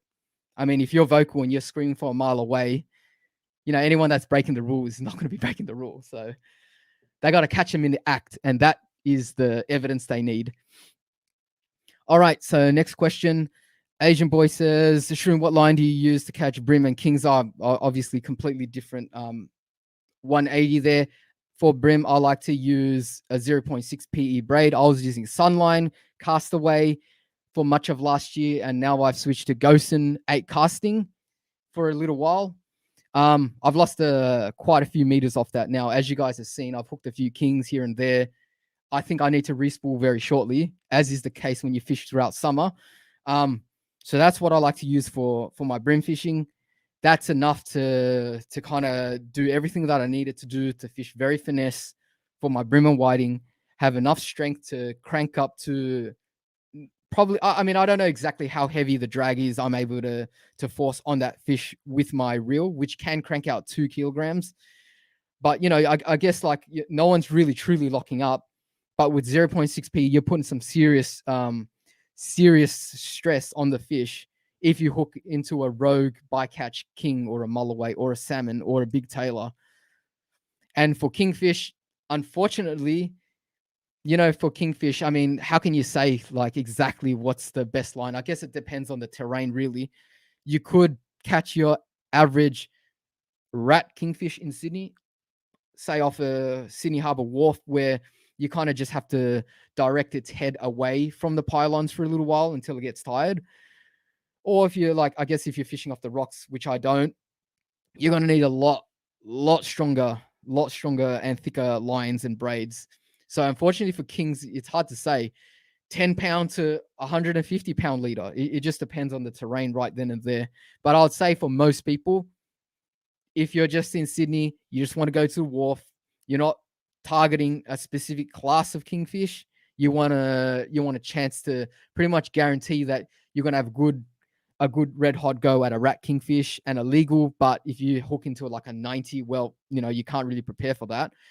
I guess something like a PE2 or PE3 braid, depends how strong your knots are. If your knots are really strong, you could probably go down to a PE2. And if you really don't believe in your knots, maybe up to about a PE3, 50 pound, maybe even 60 pound braid. And leader depends on the situation as well. But I'd say on the light stuff, nothing under about 10. If you're if you're targeting them, you shouldn't be using 10. you should be using like 30 pound and up, in my opinion. Everyone's experiences are different, but I think like with the knots that I tie, FG knot, and a uni knot, and I believe in those knots, 30 pound, I can pretty much just lock up on anything that's rat sized and under. But anything bigger than that, obviously it's got serious drag, but it might pull me for a couple of meters as well. And anything say past 80 or 90, well, I guess it just depends on the fishing gods that day. If they'll let me land it. They did let me land one. I caught one on a 92 centimeter on a Sienna 4000. Sienna 4000 with PE 1.5, which was Unitica. Forgot the name of it, but yeah, it was one of the Unitica braids from Japan. All right, let's keep going down. I'll skip that question there. Okay, so there's a few questions here. Asami says, thoughts on the 21 Surte and the 19 Surte? I came this close to buying the 19 Surte when I was going through the run out phase, one of the HD ones. Fantastic reels, but obviously it doesn't stack up to the 21. The LT with the new body is just a lot nicer. Now the 19 will obviously do the job, and they were selling them at a really good price. I think it was about $360 to $420. I don't know if they still have it on run out. They've been on run out for about a year and a half, basically. It's been that long from what I can recall. So it's insane. All right, let's keep going down here. Thank you for that comment, Carol. Hope you're having fun. Hope you're enjoying the stream, guys. Novo says, Shroom, will you be purchasing any more higher end reels? My bank account says no, but my heart says yes. So definitely expect the next. I guess I don't know if I'll get both of them, but the next Stellar or the next Exist might just get me to bite. In fact, I would say that it probably will get me to bite and bite down pretty hard and not let go. So I'm gonna be like hooked completely if one of those reels comes out and it looks good. It's going to have me salivating. Hook, line, and sinker. You know me when it comes to nice gear. Because like I said, if you're using it all the time, personally for me, if I'm using my gear all the time, I can justify having a large initial outlay because I get enjoyment even if I don't hook up. Hunter Gorel. Hi, how's it going? He says, thoughts on the 21 Chaldea reel. Fantastic reel. I think you said that you were asking me whether you wanted to commit to that purchase. I'd say if your heart's set on it, fantastic. Go ahead. Andrew Fishman says, Shroom, every angler's wallet is empty and their bank account hates them. That is so true. As you said earlier, you have to pay if you want to play, 100%. And plus, you're supporting the industry as well. If you're spending money on, genuine brands and the authentic ones that come up with the idea, you're supporting the hobby that you love. And so hopefully the gear just keeps increasing, getting better. The technology and that just means in the end, you just get a lot more enjoyment and you probably end up catching a lot more fish as well. But not to say that spending money on a cheap reel can't catch you a fish. Like I said, I caught that 92 centimeter kingfish off a Sienna, and that's what, $40 or $50 now with inflation. I guess it's going up slightly over time, but then again, everything is. Coffee used to be what, $2.50. Now it's more like $5.50. All right. Not Epic Gamer Man says, how much do you fish? About twice a week. I'd say I fish once in the day and then once at night. So that kind of gets me through the week. So I kind of dedicate one day to making videos and then one day to just fish with all the boys at night and maybe chase some easy to catch fish or whatever's biting, whether it's having a flick and a wharf, dangling a bait, chasing carp, chasing bass, that kind of thing, fishing a bridge lit at night and just kind of like relaxing and winding back. And in the daytime, that's, got my thinking cap on. How best am I to, produce content for you guys? Ryan Luck has a question. He says, what knot are you using for tying leaders when fishing ultralight for brim and what length? So I answered the length one. So about about a 1.7 meter arm span of leader in most cases, 90% of the time. If I'm fishing really snaggy and rough terrain, I might put a little bit more on top of that. But 90% of the time, it's about a 1.7 or an arm span length. And the knots that I'm using currently for my leader knot, I'm using the ever reliable FG knot. So the FG knot is something that I've just converted to for probably the past 2 to 3 years now. And my terminal knot, I use the uni knot, 5-turn uni knot. Most cases, I might drop it down to 4 turns if I'm doing 20 or 30 pound poundage and up, because very hard to get the winds on that. They're pretty much my 2 knots that I use. And if I'm really struggling to tie a knot for whatever reason, I might do a double uni or something that sometimes I employ as well, a surgeon's knot for a leader knot, which is pretty easy to tie. That's something that Stewy likes to tie as well. Very reliable. It looks weird when you tie it up. It never looks like the knot cinches down well, but incredibly strong.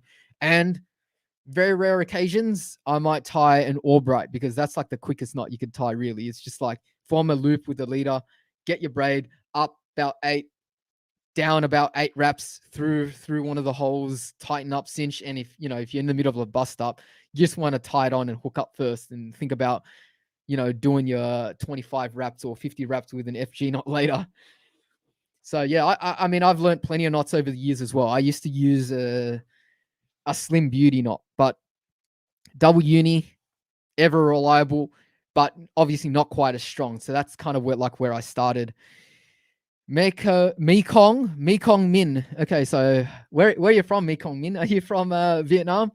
If so, let me know about that. He says, "Hey Shroom, what's your opinion on the new Exists and Stellas? They're made of a magnesium compound, and I'm not sure if they'll last long in the corrosive marine environment, as in 10 plus years." Oh, excellent question. Excellent question. By new Exists and Stellas, there's no new ones currently. I do think someone has said, well, I know like for most of these brands, they like to release an updated version every 3 years. So my Exist is the 18 model, and this is the year 21 now. So maybe there's a new one on the horizon. The Stella's been around for a while as well, and so there might be another one coming up this year. I mean, I don't know yet. No one's told me anything about it, but everyone knows there's always a new model coming out every 3 to 4 years, let's say. Now, the Stellas have always been made of magnesium, and the Exists, they were made of magnesium in the distant past, but then they converted to the Xeon, which is kind of like their plastic infused carbon material, which is incredibly light and incredibly strong as well. But it's got flex. So that's the trade-off there. So with the plastics, you've got that flex in the body. So the 15 Exists, which I had before I upgraded to the 18, was made of that material.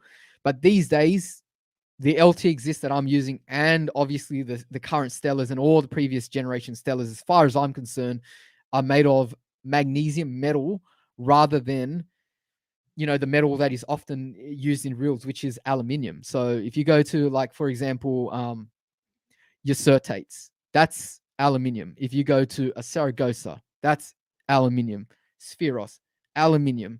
Stratic, aluminium with a carbon infused CI4 side plate. I think that might still be the case there, but pretty much they're the materials, and the magnesium material has been reserved for obviously the higher end gear. So out of all the gear that I've got, Exist LT is magnesium. Stella, both my Stellas are magnesium. My Stees, what's the name of that one? I've got it right here. So the Finesse Stees, TW, not Stees A, the other one. So I've got the other Stees, and that one also is made out of magnesium, but that's more like a freshwater reel. And so they reserve that metal for the for the more expensive gear. And why would they do that? Well, magnesium is just a little bit more expensive, so you're paying a price for that as well. So it retains I don't know if it retains 100% of the strength of aluminium, but it would be comparable in strength without the flex, yet incredibly light.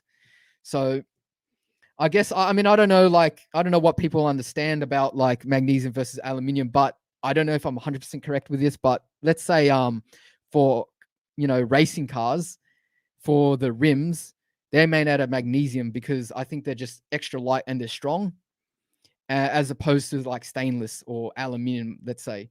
I could be wrong there, but just make sure. But I definitely know that in some of the racing categories, like say go-karting, they're using magnesium rims because it's light, it's strong, and there's another advantage there. It heats up quickly, so it heats up your tires.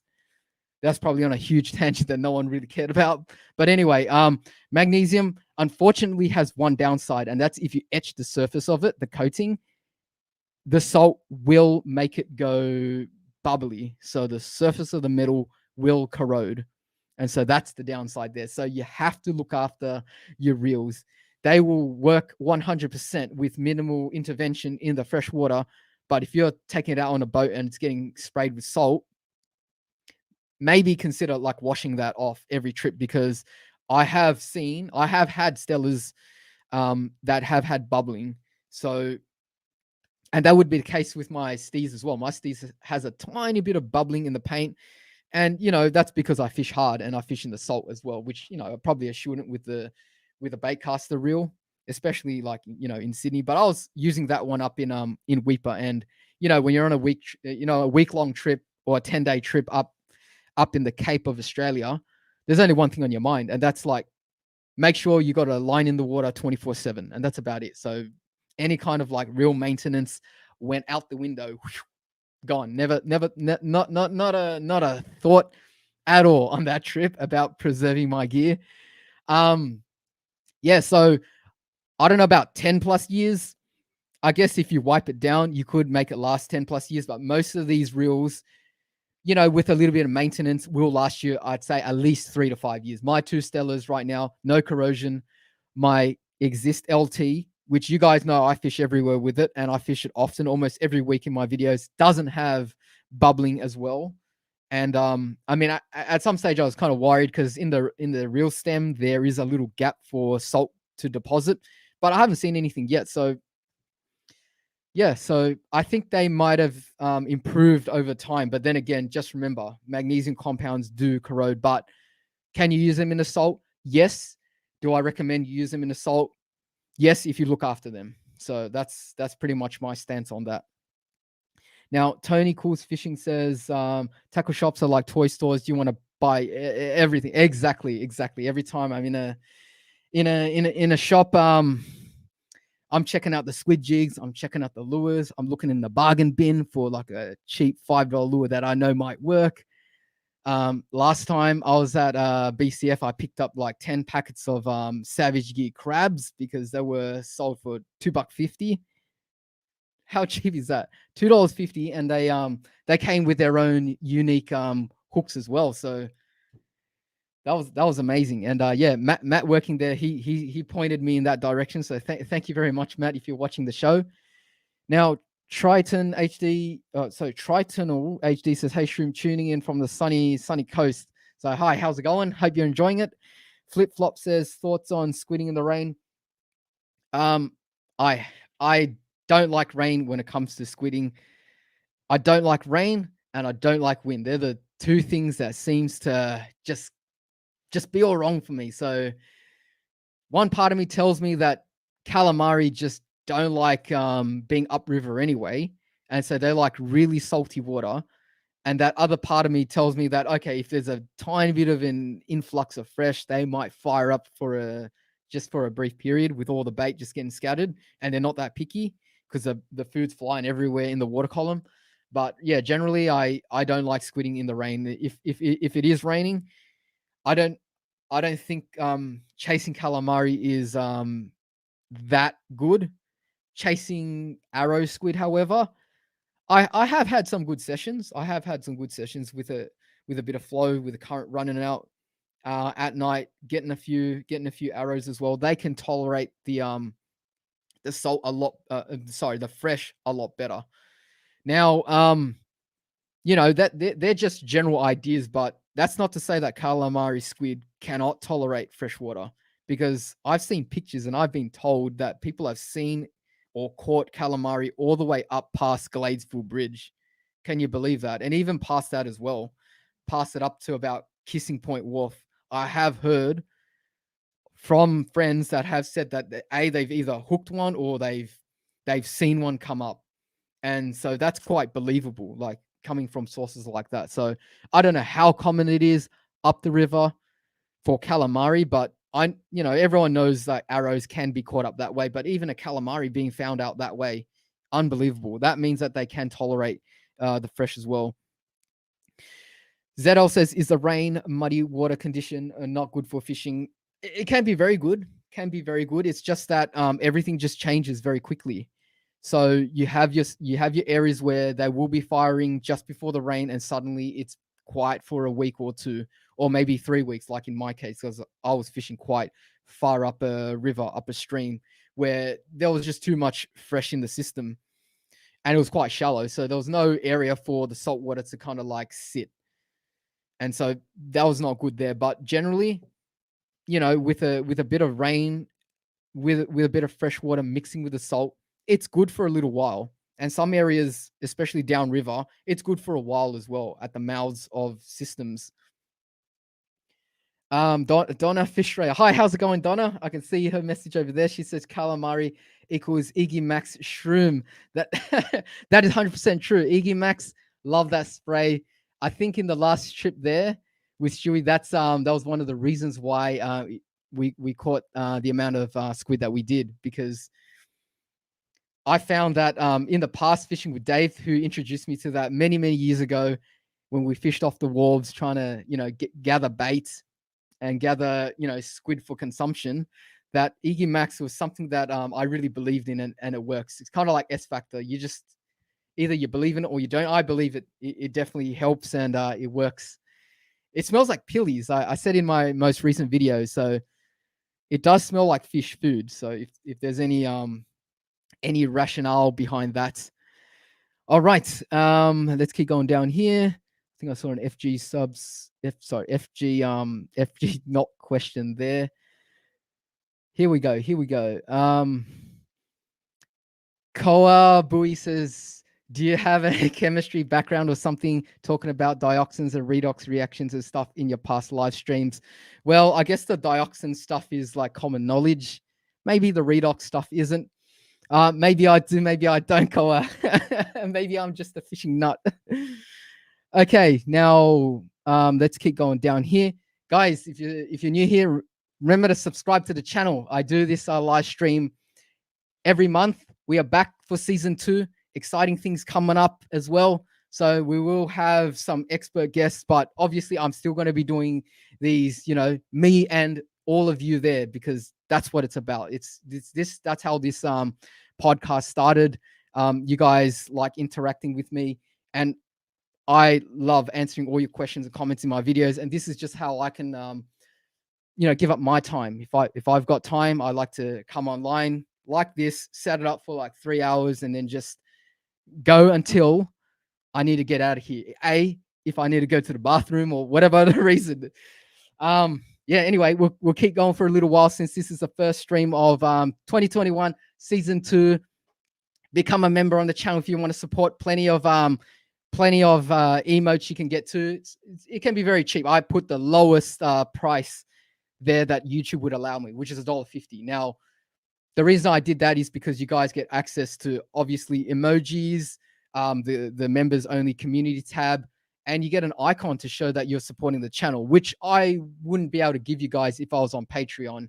Patreon would pay a lot better. They take less cut, but it's more about what I can provide for you guys. So that's the only reason why I've got this membership program, and why it's $1.50. So if you want to support the channel that way, that's something you could do. Now, let's get back to what we're talking about here. So catch 202, 50K subs. Wow, you should give that.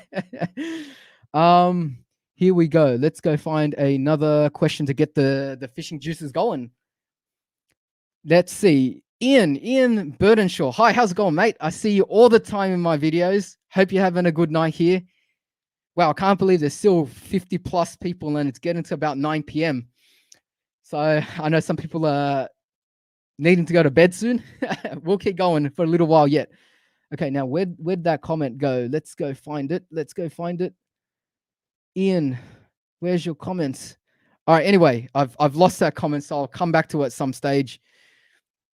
Sorry about that, Ian. Put it back in the chat as well. All right. Now, while I go find another question here, I'll just read out Kid Fisho's question on my right. He says, just a random question. Just want to see your opinion. But for me, I don't use it for Jews. When you targeted them more, would you use scent, or did you seem to find that it doesn't affect their feeding? Well, the problem with catching Jews is because you're not catching cricket score numbers of Jews, it's incredibly hard to say what was the one factor. It could have been that factor. It could have been many factors.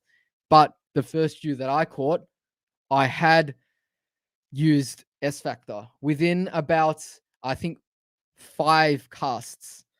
I had applied it, and I remembered at that stage I was still writing down all my notes. You know, like I always say, if you want to go understand a species like the mulloway, which is, you know, the one species where you're going to bed wide-eyed if you drop one or if you lose one. You're going to bed like on the verge of tears if you knew that was the biggest fish in your life. They keep me up. So I wrote down everything that I could, from the weather conditions to the direction of the wind to what the rain was like a week before, what the rain conditions were like on the day, what was I using that was different, did I apply S factor, did I think that the way I rigged the lure was good, was the current pushing hard, was the current changing at the time of the reported tide on the charts, just everything from that to how many casts I've had before, after applying S factor, whether I will use S factor, whether I won't. What else? Color of the water, that was always a category that I wrote down. Just trying to think. You can see like there's 101 different things that I did record down, because that's why it's coming to my head right now. So I do believe S factor makes a difference. I think that a lot of people do think that just having some kind of scent there makes a difference. Now, whether it's specifically S factor or another scent, such as, you know, there's plenty of other ones. Gulp scent, which I purchased probably like last year and I still haven't used yet. I've got that tube down. I'll probably give that a run at some stage in the near future. Sax scent, Procure, which is really stinky, but you know, you can see why it attracts the fish. So there's so many scents out there. I do believe that it makes a big difference, because yeah, that's just like my experiences. So it's like I said, it's very hard to determine whether every scent firstly functions the same. There's no control that you can kind of do. Also, what type of scent, how often you apply it, how much you apply it, and does every species react the same way to the scent? I do think flathead do respond better to scent than any other species, though. So if that's something that I can, like, I wouldn't like bet my life on it, but from what I've seen, what I've experienced, flathead do respond incredibly well to scent. So next time you're not getting a bite casting in the same spot, try a bit of scent, see if that changes anything, because on more than one occasion, that's been the case. All right, so we got a new member here. Let's give our new member a shout out, and it's Crippet there. Now, how do I put this up? Why is it not letting me? How can I can't put that that comment up? Oh, I'm so bad, guys. I'm just so horrible at this live streaming business. Oh, there we go. Like I said, getting back into the groove. At least my mouth is still running, so that's good. So that's one thing. I'm a motor mouth. I just keep talking and talking and talking, and I never stop. And if there's an interesting question, I can just keep going and going. Thank you very much, Crippet. I appreciate your support. Enjoy those emotes, mate. All right, now Davison Fishing's got a question here. How long you've been fishing for? Well, as long as I can remember, when I was really young, and probably, you know, barefoot on the Georges River with my dad and my mum and my brothers, and just having a hand line, casting a float with about 20 different things attached to it, because that's what I did in the day. I'd have a hand line with a float, and you know, when you go fishing and you're young, they're not giving you the best equipment. So you'll find a lure here, you'll find a hook there, you'll find some sinkers here. You'll just keep learning how to like attach it to your line to create the biggest monstrosity. And that's what I did when I was young. Yeah, so that's pretty much how it started. Okay, whoa, that was pretty bad from me over there. All right, here we go. Let's go find another question. Ian's got a question here. This hopefully is the question that I missed before. He says, "Hey Shroom, what are your thoughts on rod length?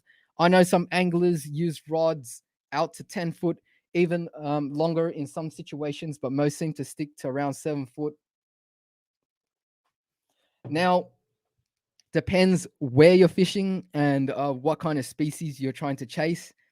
7 foot is kind of like the average all-rounder length that will do everything pretty well, but not one specific role incredibly well.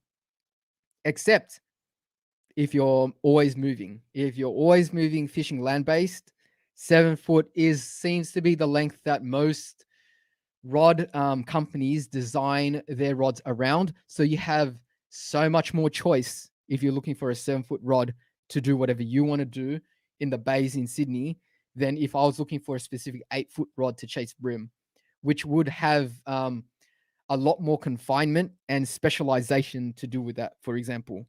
Now, 10 foot, 8 foot to 10 foot rods, you know, there's plenty of squid rods that are in the 8 foot to 8 foot 6, 9 foot 1 and 2 length. But other than that, anything around 10 foot is pretty much something people use off the rocks, where you need that little bit of an extra height to get your line off the rocks in front of you, or leverage if you hook a fish. Oh geez, I shouldn't have had a sip of water there. And now I know why I shouldn't, but throat's getting dry there. But yeah, I personally find 7 foot is the best length for most of the fishing that I do. Now, obviously, some people have messaged me and said that they prefer longer rods because either they're a bit taller or they want that leverage. So, you know, you got to factor that in as well. There's no hard and fast rules in fishing. If something feels right to you for what you want to do with it, then that's the right length. But as a general starting point, look at 7 foot. There's plenty of choices. Every brand makes a rod in the 2 to 4, 1 to 3, 2 to 5, 3 to 6, 4 to 8, all those standard sizes in the 7 foot. And if you want something a little bit shorter, it's a lot more specialized. If I want something in the 6'9", only Japanese brands seem to make a 6'9", for example. If I want like a 7'6", a lot of those are designed for like more parabolic actions to cast along flats, because that's kind of like where it might see use fishing in Sydney or Australia, as a general, starting point. Oh, Cameron once says, he says, all right, I won't read that. He said, "You are my favorite idol fisher." Thank you very much, Cameron. Hope you're enjoying this stream. We'll go for a little bit longer. Just trying to stay here as long as I can. Keep the questions coming, guys. We're already past the 1.5 hours where I normally stop, but this is the first stream of the year. Gonna make it a big one. Hopefully, this is getting you through Saturday evening. Let's keep going. So, where are some questions? Let's go find it over here. Crippet says, "Thanks for the videos. There's some of the more entertaining fishing videos on YouTube." Thank you very much. I try my best. That's all I can say. And I really appreciate when people, they're genuinely showing support and enjoying it for what they are, because that's what I intend for them to do. I like that people learn stuff off them as well. But like I said, no expert in anything. Here we go. Let's go find something. Oliver Henry says, "Make sure you use this factor and imagination for shroom." Peter says, "What fish do you chase in winter in Botany Bay?" You can still catch kingfish, flathead, brim, all that stuff. When I'm in the bay, I'm usually got that mindset that I'm going to chase some kingfish for the day, winter or summer. That's just what I like to do in the daytime. So I like to go gather my squid with, have a good morning session just before sunrise or just as the sun's coming up, gather my bait, hopefully get a bunch of calamari, have enough to set a few out live, for example, and then kind of just go from there, see what the conditions present. Go check that, that famous break wall wall of stones. Molyneux Point, I think that's how you pronounce it. It's a French word, Molyneux Point. So everyone's there. Generally, you'll know when the kingfish are around. There's a lot of boats and people are hooking up. And you'll know when they're not around. No one's there, but there's a lot of boats spread out around the bay. And yes, from there we just kind of like have a bit of fun. Maybe you might go chase some flathead late in the day, or maybe head up the Cooks or the Georges, have a bit of a flick around the bridges, that kind of thing. Just that's what I like to do, summer and winter. Now in the summer, you know, if the fish are busting up, you can kind of you got more of that chance of running into them. So I might stay in the bay a little bit more than go in the rivers. But other than that, all the species available, they're available pretty much year round. Maybe not some of the pelagics like bonito, mac tuna, maybe the big tailor aren't quite around. Who knows? But you know, it just depends. Maybe a little bit more on the salmon side, less of the bites. But when you get bites, you hook up. And squid can be quite big in the winter as well. So that's always something to look forward to. More numbers in the summer, more on the size in the winter. Now, thank you very much, Fish Bait Sydney. Let's put that up. Thank you very much for your donation. Thanks for supporting the stream. You've already donated 3 times. I don't know how old you are, so please save your own money. You've already donated more than enough. I really greatly appreciate your continued support. And Dustin Canavan, thank you very much for your support too, Dustin. Much appreciated. Again, it looks like that's a young profile picture. So yeah, save your money, guys. Save your money. I only just say it for, the more, the more mature audience that I've got. But other than that, you guys just enjoy the show. Whether I get donations or not makes no difference. It's just, a little bit of fun here and there. Now, let me deal with this. We have some mods. Okay. Thank you very much, Michael. Shout out to Michael. Swinging the hammer like Thor tonight. I must have kept him busy. You guys keeping him busy. Like moles popping out of the ground. He's got to just keep stamping on them. Let's go find something. Zane Zachny says, "Are you sponsored because you're so clean and good?" I try to be clean. I try to be good. That's just what I'm like. Just like in that viral video, that's just how I react. My first reaction is I'm a little bit afraid, and then if I know, things aren't, I'm in the right, then I'll be a little bit more assertive. But at no stage will I become physically aggressive or resort to, tactics to intimidate, that kind of thing. So that's just who I am. I thank you very much for your support. Andrew Fishman says Michael deserves a pay rise after this night's effort. Yeah, I might have to put him onto a fish. Oh no, Fish Face Sydney, you did not put another. Oh no. Thank you very much. I gotta say, save. You know what? If you got more money to donate, save it for the next live stream, because I'll have another one. So save your money, because another live stream is coming up, and I don't want to see you spend it all now. Go buy yourself a packet of Z-Mans or Bait Junkies or Squidgy, BioTough, Berkeley, whatever it is. Go spend that money on a pack of plastics and catch a fish at Shobi. Thank you very much. He says, "It's all good watching you. Gives me a very good understanding of fishing." Thanks again. Much appreciated. George H says, "What lures are you using for larger fish?" For mulloway, that's the one where I'm generally targeting with lures. I generally don't use baits when I target mulloway. I'm using somewhere between a 3-inch to a 4-inch, maybe even a 5-inch lure, especially in the paddle tail style. But in the Cooks River, I like to use jerk shads instead, just because of the way that I fish with them off the boat with Stewy, who was here earlier tonight as well. So shout out to him again. So I do use a bunch of styles. I don't use wriggler tails all that much, but for mulloway, I like to use my natural colored mullet pattern style of paddle tails. So here are some of the examples that I've caught mulloway on. So I've caught them on the Squidgy 80 mil. Squidgy fish 80 mil in the silver fox color, which is basically a very glittery representation of a mullet. Best lure that I've used. I don't know how the new ones are like these days. I've used them a few times, but the older material slayed them for me. The 100 mil version as well. in deeper water. Very good. Caught them off the land as well. I also like the browns and the blacks, so long as they've got glitter in them. So that's one of the things that gets my attention. If a lure's got glitter, it's got my attention when I chase mulloway. I just like it. It looks like either blood flickering in the water because it's injured, or it looks like fish scales.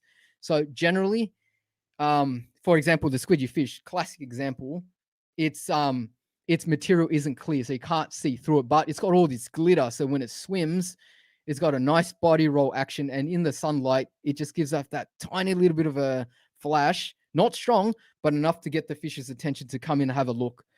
And that's the same thing with the brown and black color, which I've just forgotten the name of that color as well. So that's one of the most prolific colors for me as well. And these days, I'm also using a lot of Z-Mans. The Z-Mans in the 4-inch diesel minnows, and even the regular minnows in bad shad and black gold. So that's the color in the Z-Man range. I don't know if that's the same name in the squidgy range. And there's like plenty of other lures that I've caught like the odd mulloway on as well. So that, and if it comes to like jerk shad, say if I'm chasing big flathead out in the bay, 5-inch, 7-inch Berkeley gulp jerk shads in nuclear chicken, you just can't beat that. You just can't beat that. That one there has done so much damage. I couldn't believe how good those lures were in one of my previous videos. Not only were they pulling up the flathead on like every couple of casts, they were bringing in the squid, believe it or not. The squid were hammering it. So much so that the next time I do that, I'm going to modify. So this is one of my video ideas. I was going to modify a larger gulp jerk shad and then put like a squid spike, or like one of those ends of a squid jig. So one of my older, cheaper squid jigs, El Cheapo ones. I was thinking about cutting that off and just attaching it somewhere to the gulp jerk shad and seeing where that was going to catch me some squid, because that was incredible that day that we were there. Unbelievable. Okay, now what else? So kingfish, haven't really done all that much with kingfish on the lures. Generally, I'm land-based and trying to like hedge my bets with brim and just getting lucky and coming across them. But I have tried a few times with large poppers and large plastics, with spin gear, with bait cast gear, just trying to have some fun. And I was actually thinking about doing it with a fly gear as well. But again, got to put in lots of time. You got to know where they are, and then just get the right gear and just have a good technique, which I don't think I've got a good technique when it comes to fly fishing at this stage. Got a couple of combos. Got my sage motive with the sage reel and something else. So yeah, as you guys know, I like to spend a little bit of money on the gear, especially for fly fishing. Maybe with trout we'll do it one day. Maybe if I go to TCD this year, we shall see. Okay, now just making sure I didn't. Oh no! Oh, did I miss it? Then I definitely got to put it up.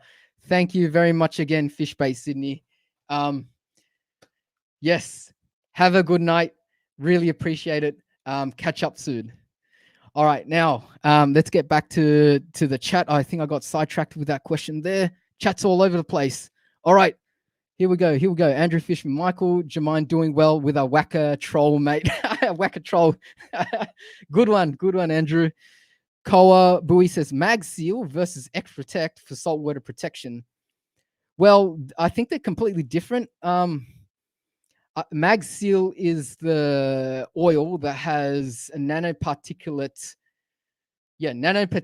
iron particles dispersed in the oil. That is how it doesn't drain away over time, and it remains connected to like a magnetic or at least a metallic surround. So that's how that works. Now, I do know that you kind of have to top up the mag seal once in a while as well, but other than that, it's a fantastic seal. X Protect, I'm not 100% sure. I might have to look this up, but X Protect is how the reel is designed with the channels, so that the water, the way that it flows through it with an I think it's got some kind of anti-water like spray on it as well, that prevents the water from reaching the internals, just through the fact that there's a lot of turns that the water has to go through from the side and under the spool of the body of the reel. Now, when it comes to like saltwater protection, both fantastic. Can't beat it. None of my reels have ended up getting destroyed with normal use. Now, obviously, if you end up like dropping it down to the bottom of Botany Bay, okay, that's no good. I don't know then if it's gonna save the reel. Like a lot of people do think that, you know, if these reels are protected, it means that they're waterproof. That's not the case. It's not waterproof. It's an extra mechanism to prevent water intrusion and salt intrusion in the internals of the reel, but it's not like a actual solid, unmoving, immovable physical barrier that protects the reel in that way. So these are kinds of like just mechanisms to prevent and slow down water intrusion. So if you drop a reel in the water, okay, you might have a few seconds to get it back out before it fully penetrates, especially if you don't spin the handle on the reel as well.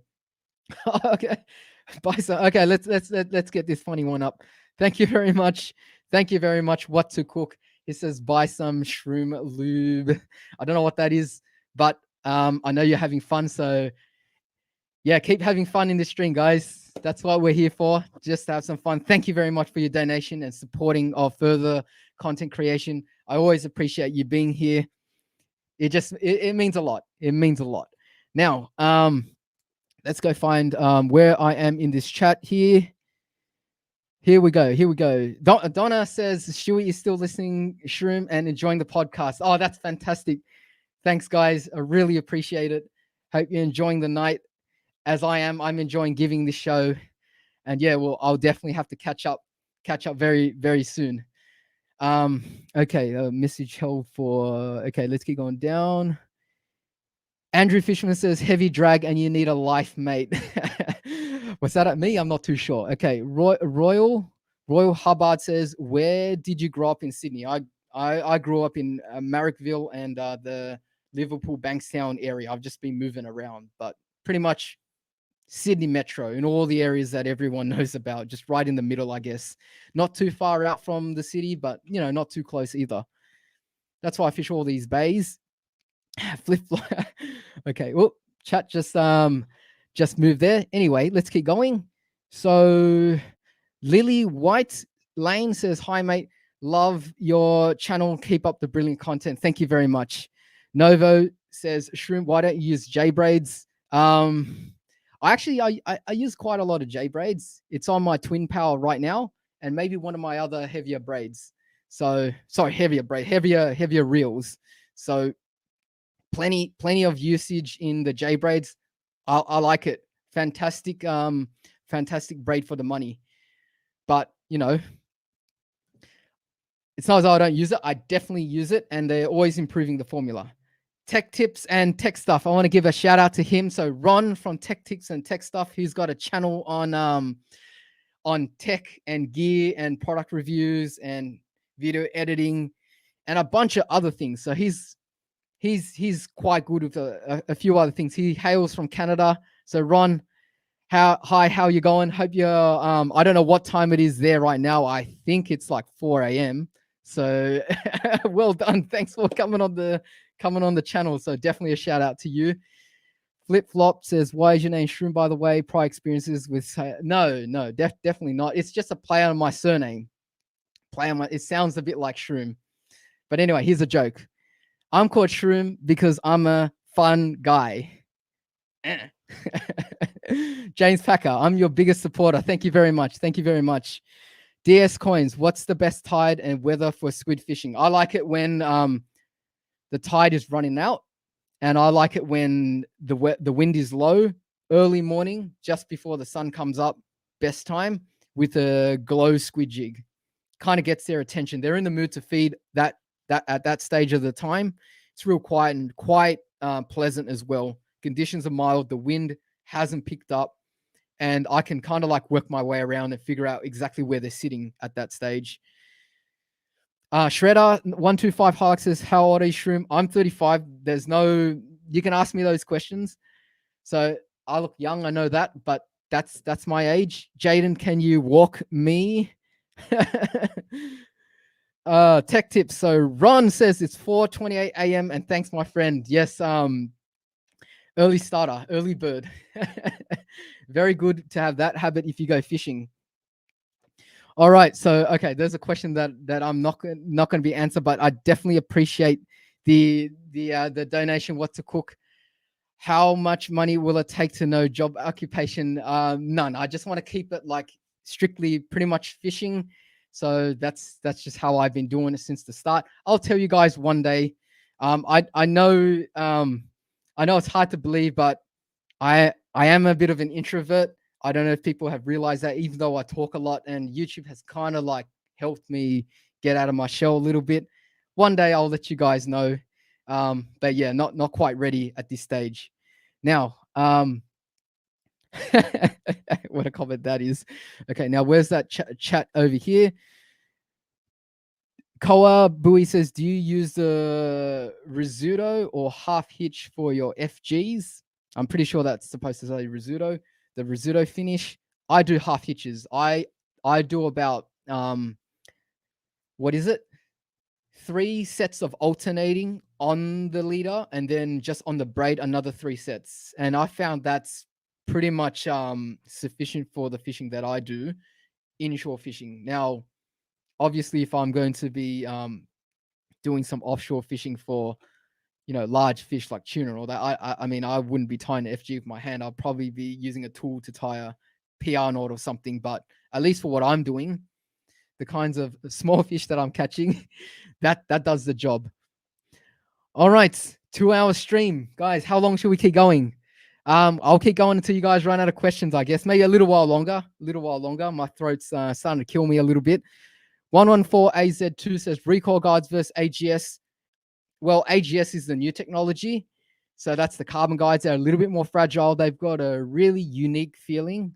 They don't seem to have any flex in them at all. So the transmission and the feel is very different. The recoil guides do flex a little bit, but they're made of nickel titanium. And I like the material. I like the sound of the braid going through them. And I find them to be just as sensitive. So both those guides, fantastic. Now, if I was to create like a monstrosity, at one stage I was thinking about, what if I acquired an NRX rod, which is like one of my favorite blanks, NRX, and then I put AGS guides on that. How good would that rod feel? I don't know, but that was one of my wicked ideas. I don't know if I'll do that at some stage, but maybe one day, something like that, just to see the difference. But yeah, I like recoils as much as I like the AGS guides. The recoils are a little bit, actually, they're a lot more robust, but the AGS, they're really nice. I like the way that they look, and they're incredibly light. Shredder125, no way, I'm 25. I thought you were 22. Thank you very much. Yes, I do look incredibly young. Yeah, so you guys, you guys know I pretty much just fish, and yeah, that's what's kept me young and enjoy life. Enjoy fishing. What to Cook says, how are you an introvert? You are so confident. Well, it's I mean, yeah, that's true. I am quite confident in what I know and what I can do, but I can't say that I wasn't nervous in the lead up to the start of this stream. So because I hadn't been doing a stream for quite a while, this was like the first time, and yeah, I actually did feel a little bit of the nerves coming through, but I am good under pressure. So that's one thing that's got me through this. Jaden says, do micro jigs work on the kings in the harbor? Yep, 100%. Absolutely. I've seen plenty of people jig up a few kings, jigging them, spinning them. Yeah, all that stuff. Treble hooks, single, trailing hooks. What time and tide is the best? Yeah, I mean, an early morning. That's all I can say. Early morning, if you want to target kings in the harbor. First light. That's the best time. And pretty much the further east you can be out in the harbor, the more likely you can guarantee a sighting or a hookup or some action in front of you. And what's this? Okay, oh, my chat just went. Joshua Lauren says, I love you, Shroom. Thank you very much. You got me through these past few weeks. Keep up the good work. Wish I could catch fish like you. Thank you so much. Well, sometimes I don't catch much fish, like my last video. But thanks for watching. Thanks for your support. That means a lot to me. Melissa Smith says, what is the biggest fish you've caught? The biggest fish that I've caught is tied between a queenfish up in Weeper that I caught on a 3-inch power bait Kaz Clear flick bait. and that was 95 centimeters. And yeah, I couldn't believe the power on that fish. Caught it right under the structure. Full video on that one, right at the start of my 1 hour weeper video. And then 95 centimeters of mulloway on a squidgy fish, 80 mil in the silver fox color that I said. So that was just one of the fish that I caught on that one. And yeah, funny story on that one. I was using a jig head designed, or actually made by Ben. So I don't know if he's still watching. Ben, thanks for the jig head. It was a dodgy jig head, but it did the job. All right. Hodem Salem says, bro, you skipped my comment 2 times. I wanted to know if you own a boat. Yeah, sorry about that. Yeah, the chat's just popped in this tonight. And so many people here tonight, more than I expected. But yeah, keep the comments coming. We'll keep going until my body gives up. I don't own a boat right now, so maybe one day I'll get a boat. Now, if you had any more questions, I'll see if I can find your name in the chat too. Ego says, are you fishing in this great weather, mate? Well, I don't know about great weather, but I kind of have to try and get out if I can. So maybe tomorrow I'll see if I can get out. If not, maybe Monday night, or some of the nights on the weekend, on the weekdays. Michael Jermaine, okay, that's directed at Hodem.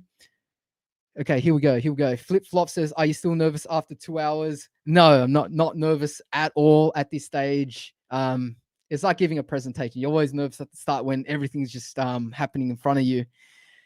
But yeah, I'm quite settled in right now. But I am noticing that I'm talking probably a little bit faster than I would than at the start. So Shredder 125 Hilux. I've always used baits and have a fair bit of experience fishing, no lures or plastics. I want to get into lure fishing. Do you recommend I start with the Z-Man grubs as a beginner? Absolutely. 110%. Every single day of the week and twice on Sundays, I recommend to get into lure fishing. Just get started, and there's no choose your favorite brand that makes a grub, such as the Z-Man grubs, and just go for it. Every brand makes one. Squidgy Biotough make a wriggler. That's what they call it. It's a longer profile grub. They've also got the 45 or 75 millimeter grubs that I started using when I started fishing with lures regularly. They've caught me plenty of fish. Z-Man grubs, as you guys know. What else? Berkeley grubs in the power bait and also in the gulp. Daiwa bait junkies, which are still quite new to the market. Fantastic lures, tough lures as well. But yeah, if you want to do what I do, just go get Z-Man grubs in, say, watermelon red or motor oil or bloodworm. Go to the water, 1/16 ounce jig head, size 2 hooks. Plenty of brands make a hook in that size, and just start using that. And it's going to be a tough learning experience. It could be a tough path, or you can get lucky on your first session. So lures does take a little bit to get into, but don't be discouraged. If you keep trying, one day it will just click. And obviously, yes, watch plenty of videos on YouTube, plenty of how-to guides. Even though I technically don't have a how-to guide, people have been asking for it. Maybe one day I'll make one. I did make a how-to guide with the hard bodies, and you guys love that. Maybe a plastics one at some stage. So we shall see. But as you guys know, if I put my efforts into one, I do the best I can to make it enjoyable, educational experience, and just something different. All right. Royal Hubbard says, do you buy any fishing gear from Kmart? Yes, I do. I used to buy a few things. There was a hard body from Force 10 that was kind of like a bit of a secret lure that worked for me in the Georges River, rolling that twitch bait over some reefs where I lived, and I caught plenty of brim that way. And yeah, I start off buying stuff from Kmart and Big W. So that's where you go when you end up in Kmart and Big W. Some people go off and go look for some clothes. I go to the fishing aisle and go just see what's up. All right, we'll go for another couple of minutes, guys. So get your questions in. I think my throat's starting to give up. Got to save that for another day. One more thing about the live stream. So I know a lot of people are watching right now, but so many people actually listen to the live stream on Spotify and Google Podcasts. And now it's also available on Apple Podcasts as well. So, I mean, I was only aware of that recently. So guys, if you're from the Apple ecosystem, go check it out there. I'll be putting this up over the next day or two as well, so then you guys can listen to this on your long drives up and down the coast to some of these fantastic waterways. Now, there was a question from Michael. Where was it? Got to answer my mods question if you had one. Okay, no, I don't see it. Okay. Anyway, let's go do a couple of questions here. Anyway, here's some advice from Andrew. He says, Shredder125. This is answering his question on how to get started. He says, Z-Man are a great to start out with. Squidgies, grubs or fish, wriggler, curl, and paddle tail. And Savage are also excellent plastics. Yeah, Savage gear as well. Although personally, I haven't had much experience with them. They look fantastic out of the pack. Learn some rigs, jig heads are limiting. Hodem Salem says, have you ever snapped a rod? Unfortunately, like the rest of everyone that's an angler, I have snapped one. I have snapped one tripping over it last year, chasing carp. I think Youngie hooked up to a carp and he said on, and I was like, oh, where is he? Started running to him along the wharf, tripped over my Generation Black, and which is now called the TD Black. So that's the kind of rod that I had, and I lost about an inch off that. So that was a bad night. And then I snapped one, loading one up in my rod. So I snapped a rod, loading it up in my room, just trying to check out the bend on that. So that was not cool. That was unforced error right there. They're the two rods that I can remember. But other than that, I'm pretty good with my rods. Otherwise, yeah, if I kept snapping them, I wouldn't be able to use edges and battlers and whatever else, NRXs.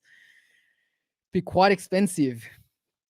All right, so we'll go for couple more questions, guys. Shredder says, cheers, Shroom and Andrew. Do I need to put scent? It's not essential, but do it at least at the start if it gives you the confidence, but not essential. Andrew Fishman. Okay, that's directed at Peter. Let's go find a couple more questions.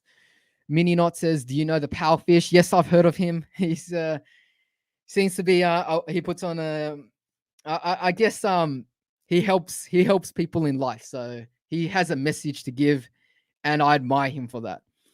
Dylan's Umax says, would you recommend fishing in this weather? I mean, I guess even if it's raining, you can always fish under a wharf or under a bridge if you're that desperate. There's nothing stopping you from just getting out there and learning a thing or two. And like I say, if this is the only 3 hours that you've got this weekend to do something that you want, and fishing is in your heart on what you enjoy most, I mean, I should say just consider it. If it's not dangerous, you can get out there and have a go. I've done worse getting out in weather like this, and it hasn't rained. So, but you know, if it's raining, have a contingency plan. Maybe fish under a wharf, see how you go, and you can still have a good night out despite the rain. Don't let that stop you. All right. Couple more questions, guys. Couple more questions. This is the longest stream I've done. Here we go. Let's go find a good question. Okay, I'll read this comment out because it's from my mod. Michael Jemai says, great to have you back on the stream, Shroom, and good to have you here too. You've been holding down the fort. I much appreciate it. And what else do we have here? Any questions? Have you thought about Shane? Town says, have you thought about buying fishing kayak, Shroom? Would love to see you do a video in the heart of Parramatta City. Okay, you know, take one up through where all the cafes are under that bridge, up past the wharf, and wave to everyone. I don't know if you can launch there, but yeah, that would be quite interesting. Plenty of bass up that way, but maybe one day I'll get a kayak. For now, I'm content land-based fishing. Novo says, Shroom, did you grow up fishing with your dad? Yes, certainly I did. Yes, that's where the fire started. Okay, we'll go for a few more questions. I said that already, but there seems to be quite a few here. I've skipped a bunch, so here we go. Joshua Lurin says, I use a baitcaster. Should I be using a spin setup? I'm not really sure what would be better, fishing soft plastics in Sydney, because we're mostly using 1/8 ounce jig heads and lower, and we kind of do need the line capacity to cater and adapt to things such as salmon, kingfish, and mulloway. I recommend a spin setup. It just fits right into the niche. Well, I guess it's not a niche, but yeah, like the kind of area that the kind of gear that we would need 90% of the time. Also, you have a lot more choices when it comes to rods. I've got a bait cast setup for brim. I think they call it like a BFS or bait finesse system. It's like a, what is it? I've got a Daiwa Silver Wolf bait casting rod, and obviously you guys know I've got a couple of the Steez TWs, the T-wing reels, and yeah, I've tried a few times, fantastic, but you know, like for your average fisherman, spin gear is, you know, kind of like what you're looking at, but don't let it stop you. You can still do everything you can with a little bit more difficulty if you're going down to 1/16th ounce with the bait cast setup, because it's very specialized. But other than that, you know, we're all out here to have fun. Obviously, hopefully we catch fish, but have fun. All right, last question, guys. Last question. Do we have a last question here? Last question. Okay, I'll give this shout out. One more question. So Tony Cool's Fishing 4x4 Touring says, Shroom, you should give a shout out to Karen. Yeah, okay, yeah. Yes, I hope she's doing well. And one more question, guys. One more question. One more question here. So who's got one more question to end up the stream? Here we go. One more question. Okay. Andrew Fishman says, that's my last question. He says, what do you think of the Silver Wolf rod? I have a Daiwa Silver Wolf reel on a TD black rod. I think they have really nice actions. It's almost parabolic, but they have that 3DX wrap right at the bottom, giving it that little bit of stiffness and extra power. And I did have one. I did have a Silver Wolf, but I had too many rods in the rotation. So I got the Edge, I got the Battler, I've got the Geckobegian AGS, I've got the the Generation Black, and then I had the Silver Wolf. That's like 5 brim rods, all about 7 foot, all in the same category and style of fishing. So that's why that's why I don't have that anymore. But fantastic rod, and the reels great. Red, black, yellow. It's just got a nice look to it, and the TD black rods are fantastic. Nothing wrong with that. All right, guys, thanks for joining me tonight. Thanks for making the start of season 2, episode 1 of the Shroom Life podcast, which is now available on Apple Podcasts, still available on Spotify and Google Podcasts and everywhere else. There's a few other places that people watch me on, such as Overcast. I can't remember the list off the top of my head. Make sure you subscribe to the channel if you like this. Watch my regular videos. Thanks for all the donators and all the supporters tonight, and the mods for making sure we had a really enjoyable stream tonight. Obviously, the channel's, popping, and, the live stream's amazing. That's why we've got so many comments tonight that I couldn't read out all of them. But hopefully I made you have a wonderful Saturday night if you're in Sydney, and a wonderful Friday. Is it Saturday morning? Saturday morning if you're from up in Canada or the US or some of the other places. Yeah, make sure you subscribe to the channel again, and thank you for all your support as always. And I'll catch you guys in the next video.